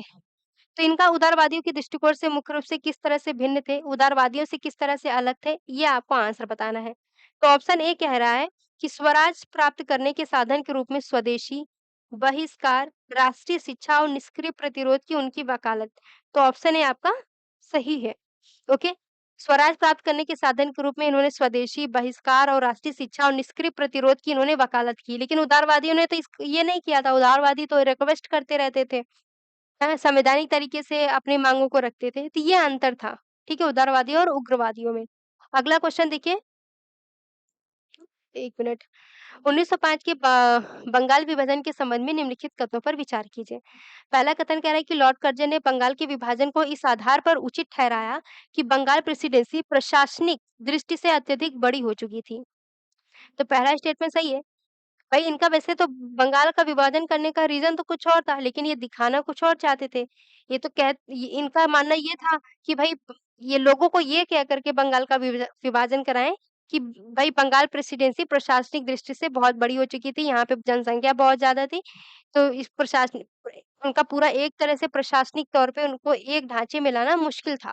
तो ऐसा कह के इन्होंने बंगाल का विभाजन कर दिया। पहला स्टेटमेंट तो ये कह रहा है और दूसरा स्टेटमेंट देखते हैं, तो कह रहा है कि इस विभाजन के परिणामस्वरूप पूर्वी बंगाल और असम नामक नया प्रांत बनाया गया, जिसकी राजधानी ढाका रखी गई। तो दूसरा स्टेटमेंट भी आपका सही है। तीसरा कह रहा है कि मुख्य रूप से बांग्ला भाषी जिसे चटगांव का हस्तांतरण और नए प्रांत में असम को शामिल करने से राष्ट्रवादी नेताओं ने विभाजन के पीछे के प्रशासनिक तर्क पर सवाल उठाए। तो तीसरा भी स्टेटमेंट सही है। बहुत बेसिक बेसिक सा स्टेटमेंट दिया है। तो यहाँ पे तीसरा भी स्टेटमेंट सही है। आंसर क्या हो जाएगा आपका? ऑप्शन डी हो जाएगा। देखो एक पॉइंट बस ये ध्यान रखना कि जब विभाजन हुआ तो विभाजन के बाद पूर्वी बंगाल और असम को नया एक नया प्रांत बनाया गया, यानी पूर्वी बंगाल और असम नामक नया प्रांत बनाया गया और इसकी राजधानी क्या रखी गई थी? ढाका। इस पॉइंट को ध्यान रखना। बहुत सारे लोग असम को देख करके कंफ्यूज हो जाते हैं, तो कंफ्यूज नहीं होना है। ओके, अगला क्वेश्चन देखिए। स्वदेशी आंदोलन के कार्यक्रम और तकनीकों के संबंध में निम्नलिखित कथनों पर विचार कीजिए। पहला है कि स्वदेशी आंदोलन ने न केवल विदेशी वस्तुओं के बहिष्कार का, बल्कि कुछ क्षेत्रों में सरकारी स्कूलों, अदालतों और आधिकारिक संस्थानों के बहिष्कार का भी समर्थन किया। तो पहला स्टेटमेंट सही। स्वदेशी आंदोलन में भई बंगाल विभाजन के विरोध में स्वदेशी आंदोलन शुरू किया गया था 1905-6 में। तो इस आंदोलन में क्या किया गया था? जितने भी विदेशी वस्तुओं से जुड़ी हुई चीज़ें थी, सबका बहिष्कार किया गया। विदेशों की जितनी अंग्रेज़ों की जितनी चीज़ें थी, चाहे फिर स्कूल हो, अदालत हो या कोई आधिकारिक संस्था हो या उनकी वस्तुएँ हैं, उन सभी का इन्होंने बहिष्कार किया था। भारतीयों ने बहिष्कार किया था। दूसरा है कि राष्ट्रीय शिक्षा इस आंदोलन का एक महत्वपूर्ण घटक बनकर उभरी, जिससे बंगाल में नेशनल काउंसिल ऑफ एजुकेशन जैसी संस्थाओं की स्थापना हुई, तो ये बहुत इम्पोर्टेंट है। इसी के विरोध में जब स्वदेशी आंदोलन हुआ तो अंग्रेजों के हर संस्था का विरोध किया गया। तो इसी दौरान भारतीयों ने एक नेशनल काउंसिल ऑफ एजुकेशन जैसी बड़ी संस्था बंगाल में इतनी बड़ी संस्था का इन्होंने स्थापना किया। तो दूसरा स्टेटमेंट भी आपका करेक्ट है। तीसरा है कि स्वदेशी आंदोलन के नेताओं ने समानता निष्क्रिय प्रतिरोध के उपयोग का विरोध किया और संवैधानिक याचिकाओं को राजनीतिक कार्रवाई की मुख्य पद्धति माना। तो बताइए कि क्या ये स्टेटमेंट सही है? ये स्टेटमेंट गलत है। स्वदेशी आंदोलन के नेताओं ने निष्क्रिय प्रतिरोध के उपयोग का विरोध नहीं किया था, ठीक है? और संवैधानिक याचिकाओं को राजनीतिक कार्रवाई की मुख्य पद्धति माना, ये तो गलत है। देखो यहाँ तक तो ये सही है कि स्वदेशी आंदोलन के नेताओं ने निष्क्रिय प्रतिरोध के उपयोग का विरोध किया, ये गलत है। भाई इन्होंने सक्रिय रूप से प्रतिरोध का विरोध किया था ना, निष्क्रिय प्रतिरोध के उपयोग का गलत किया, ये स्टेटमेंट सही है। सॉरी, ये स्टेटमेंट इतना सही है, लेकिन आगे जो कह रहा है कि संवैधानिक याचिकाओं को राजनीतिक कार्रवाई की मुख्य पद्धति माना, तो ये गलत है, ठीक है? अब इन्होंने संवैधानिक याचिकाओं की ये जो रणनीति रही है कि अंग्रेजों से ऐसे याचिका करके अपने अधिकारों की मांग करेंगे, तो ये पद्धति, ये जो तरीका था अपने मांगों को रखने का, इस तरीके को उन्होंने बदला, तो इसका विरोध भी किया, तो तीसरा गलत है। पहला और दूसरा सही है, आंसर ऑप्शन ए हो जाएगा। अगला क्वेश्चन देखिए, तो मार्ले मिंटो सुधार जिसे भारतीय परिषद अधिनियम 1909 भी कहते हैं, के संदर्भ में निम्नलिखित कथनों पर विचार कीजिए। पहला कथन है कि इस अधिनियम ने मुस्लिम समुदाय के लिए पृथक निर्वाचन प्रणाली की शुरुआत की और उन्हें कुछ क्षेत्रों में उनकी संख्यात्मक शक्ति से अधिक प्रतिनिधित्व प्रदान किया। जब ये मार्ले मिंटो से क्वेश्चन पूछता है, तो ये वाला स्टेटमेंट ज़रूर देता है कि मुस्लिम समुदायों के लिए एक पृथक निर्वाचन प्रणाली की शुरुआत की। पृथक निर्वाचन प्रणाली का मतलब ये है कि भाई अगर मुस्लिम समुदाय का कोई व्यक्ति उम्मीदवार बनता है, तो इसको वोट केवल और केवल मुस्लिम व्यक्ति ही कर सकते हैं। इसी को पृथक निर्वाचन प्रणाली कहा गया। ठीक है? अब देखिए इसमें आगे क्या कह रहा है कि उन्हें कुछ क्षेत्रों में उनकी संख्यात्मक शक्ति से अधिक प्रतिनिधित्व प्रदान किया गया था। तो दूसरा स्टेटमेंट आपका करेक्ट है। हिंदू-मुस्लिम में ये भाई हिंदू-मुस्लिम में ये दंगा कराना चाहते थे। दोनों को क्या कभी हिंदू को ये महत्व देते थे, कभी ये कभी ये मुस्लिम को महत्व देते थे, ताकि दोनों में हमेशा अनबन रहे। बाँटो और राज करो की नीति उन्होंने अपनाया था। तो इसलिए इन्होंने क्या किया कि हिंदुओं को इन्होंने प्रतिनिधित्व कम दिया। मुस्लिमों को कुछ क्षेत्रों में मुस्लिमों को जो है उनकी संख्या से ज़्यादा प्रतिनिधित्व दिया। इसलिए ये पहला स्टेटमेंट सही है। दूसरा कह रहा है कि प्रांतीय विधायी परिषदों में गैर सरकारी बहुमत की शुरुआत की गई। हालांकि सरकार ने अपनी शक्तियों और नामित सदस्यों के माध्यम से प्रभावी नियंत्रण बनाए रखा। तो दूसरा स्टेटमेंट भी यहाँ पे आपका करेक्ट है। ओके, कि प्रांतीय विधायी परिषदों में गैर सरकारी बहुमत की शुरुआत की गई। ये गैर सरकारी सदस्यों को चुना गया, लेकिन सरकार ने अपनी जो शक्तियां हैं और नामित सदस्यों के माध्यम से ही प्रभावी नियंत्रण बनाए रखा। तीसरा है कि इस अधिनियम ने कार्यपालिका को विधायी परिषदों के प्रति उत्तरदायी बनाकर कार्यपालिका पर नियंत्रण निर्वाचित सदस्यों को हस्तांतरित कर दिया। ये देखो यहाँ पे यही गलत है। इस अधिनियम ने कार्यपालिका को विधायी परिषदों के प्रति उत्तरदायी बनाया गया, ये गलत है। कार्यपालिका को विधायी परिषदों के प्रति उत्तरदायी बनाया ही नहीं गया था। तो तीसरा गलत है, पहला और दूसरा स्टेटमेंट सही हो जाएगा। आंसर ऑप्शन ए होगा क्योंकि क्वेश्चन में पूछा है कि कौन-सा कथन सही है। अगला क्वेश्चन देखिए, तो एनी बेसेंट कि होम रूल आंदोलन में भूमिका निम्नलिखित में से किसमें सर्वोत्तम रूप से परिलक्षित होती है? ऑप्शन ए देखिए, तो उन्होंने होम रूल की मांग को एक अखिल भारतीय राजनीतिक अभियान के साथ जोड़ा, जिसे होम रूल लीग, समाचार पत्र न्यू इंडिया तथा उदारवादियों और उग्रवादियों के बीच सहयोग स्थापित करने के प्रयासों के माध्यम से संचालित किया गया। आंसर ए आपका ऑप्शन ए आपका करेक्ट आंसर होगा। एनी बेसेंट के होम रूल आंदोलन में क्या भूमिका थी? तीनों ने जो है कि अखिल भारतीय स्तर पर लोगों को राजनीतिक अभियान से जोड़ने का काम किया, लोगों के अंदर राजनीतिक जागृति उत्पन्न की। इसके साथ ही इन्होंने न्यू इंडिया समाचार पत्र जो है प्रकाशित करवाया। एग्ज़ाम में कभी-कभी आपको कन्फ्यूज़ करने के लिए यंग इंडिया नाम दे देता है। तो बहुत सारे लोग कन्फ्यूज़ हो जाते हैं कि न्यू इंडिया था या यंग इंडिया था, तो ध्यान रखिएगा यंग इंडिया गांधी जी द्वारा प्रकाशित होता था, ठीक है? गांधी जी के अधीन प्रकाशित होता था। Young India Gandhi ji, young देखिए ग इसमें भी है और ग गांधी जी में भी है, ऐसे आप याद रखिएगा, भूलेंगे नहीं। और Annie Besant, new any new ऐसे याद रखेंगे, कभी नहीं भूल पाएँगे, ठीक है? तो यहाँ पे स्टेटमेंट आपका सही है और इन्हीं के प्रयासों से आप लोग देखेंगे कि 1916 का जो अधिनियम होता है, उदारवादी और उग्रवादी का विलय हो जाता है। तो ऑप्शन ए आपका करेक्ट होगा। अगला क्वेश्चन पढ़िए, निम्नलिखित जानकारी के आधार पर प्रशासनिक व्यवस्था की पहचान कीजिए। अब देखिए, प्रशासनिक व्यवस्था की पहचान कीजिए। यहाँ पे ऑप्शंस दिए गए हैं। बताना है कि इनमें से किस व्यवस्था की बात कही गई है इन चारों स्टेटमेंट के माध्यम से। पहला कह रहा है कि इसने वित्तीय अधिकार को दीवानी और फौजदारी प्रशासन की औपचारिक जिम्मेदारी से अलग कर दिया। आप लोग को पता होगा द्वैध शासन, इसी को द्वैध शासन कहा गया। द्वैध शासन कहा गया, ठीक है?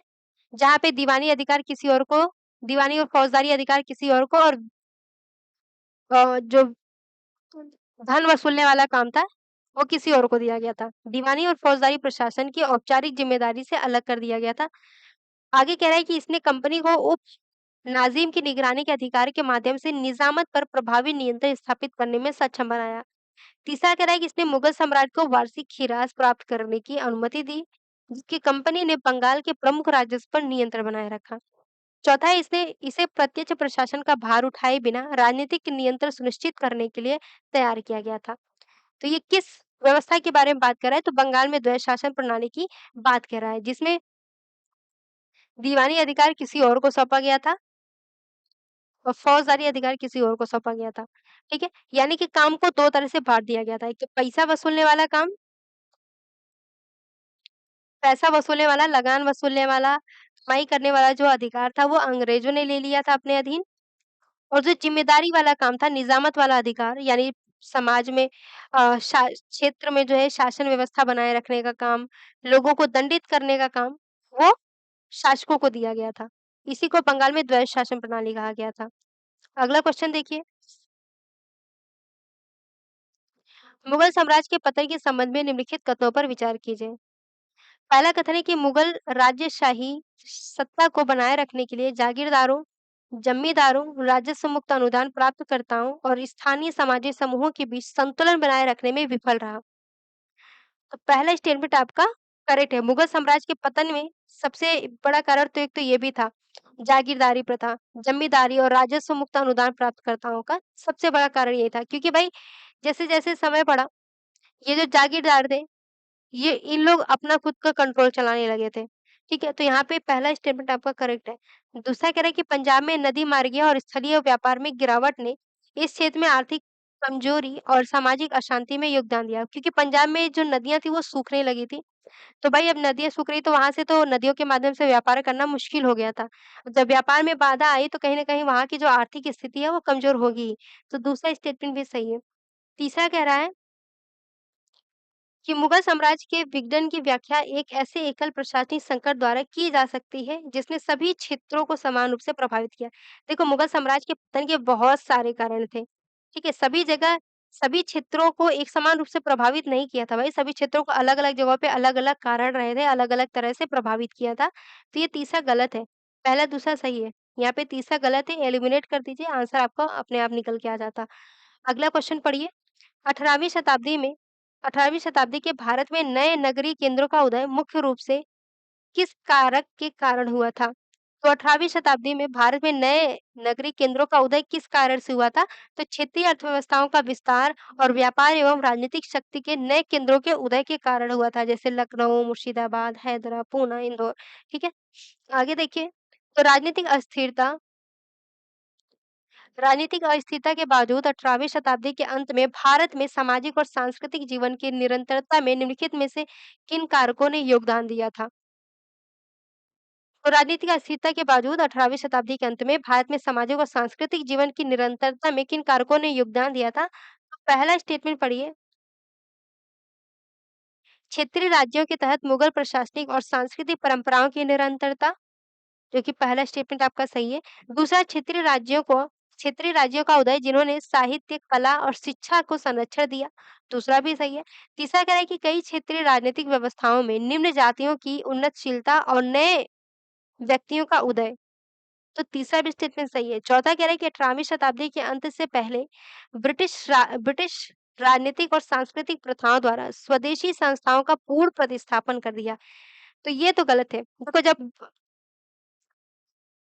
जब मुगल साम्राज्य का पतन होता है, तो ब्रिटिश अंग्रेज आते हैं भारत में शासन करने। जब भारत अंग्रेज में शासन करने आते हैं, तो यहाँ की जो राजनीतिक और सांस्कृतिक प्रथाएँ थी, इसको पूरी तरीके से तुरंत ही प्रतिस्थापित नहीं किया था, बल्कि धीरे-धीरे जो है भारत की राजनीतिक और सांस्कृतिक प्रथाओं को धीरे-धीरे करके इन्होंने समाप्त किया और अपनी प्रथाओं को अपने यहाँ की जो उनके रूल रेगुलेशन जो सिस्टम थे उसको भारत में लागू किया था। तो यहाँ पे जो कह रहा है कि ब्रिटिश राजनीतिक और सांस्कृतिक प्रथाओं द्वारा स्वदेशी संस्थाओं का पूर्ण प्रतिस्थापन किया 18वीं शताब्दी के अंत से पहले, तो ये गलत है। चौथा स्टेटमेंट, ठीक है? पहला, दूसरा, तीसरा सही है। आंसर ऑप्शन सी हो जाएगा। अगला क्वेश्चन देखिए, 18वीं शताब्दी के प्रमुख उत्तरवर्ती राज्यों के संबंध में निम्नलिखित कथनों पर विचार कीजिए। पहला कथन है कि बंगाल में प्रांतीय दीवान ने राजस्व प्रशासन को पुनर्गठित करके और बड़ी संख्या में जागीरों को खालसा भूमि में परिवर्तित करके अधिक अधिकार प्राप्त कर लिया।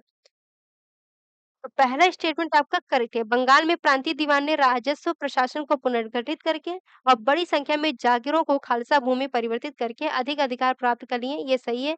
दूसरा है कि अवध में सूबेदार के पद ने धीरे-धीरे दीवान और फौजदार की शक्तियों को अपने में समाहित कर लिया, जिससे एक नए प्रांतीय प्रशासन का उदय हुआ। तो दूसरा भी स्टेटमेंट आपका करेक्ट है। तीसरा है कि हैदराबाद में निजाम ने भू राजस्व निर्धारण की मुगल प्रणाली को पूरी तरह से त्याग दिया और विशेष रूप से वार्षिक फसल साझाकरण पर आधारित एक पूर्ण रूप से नवीन पद्धति शुरू की।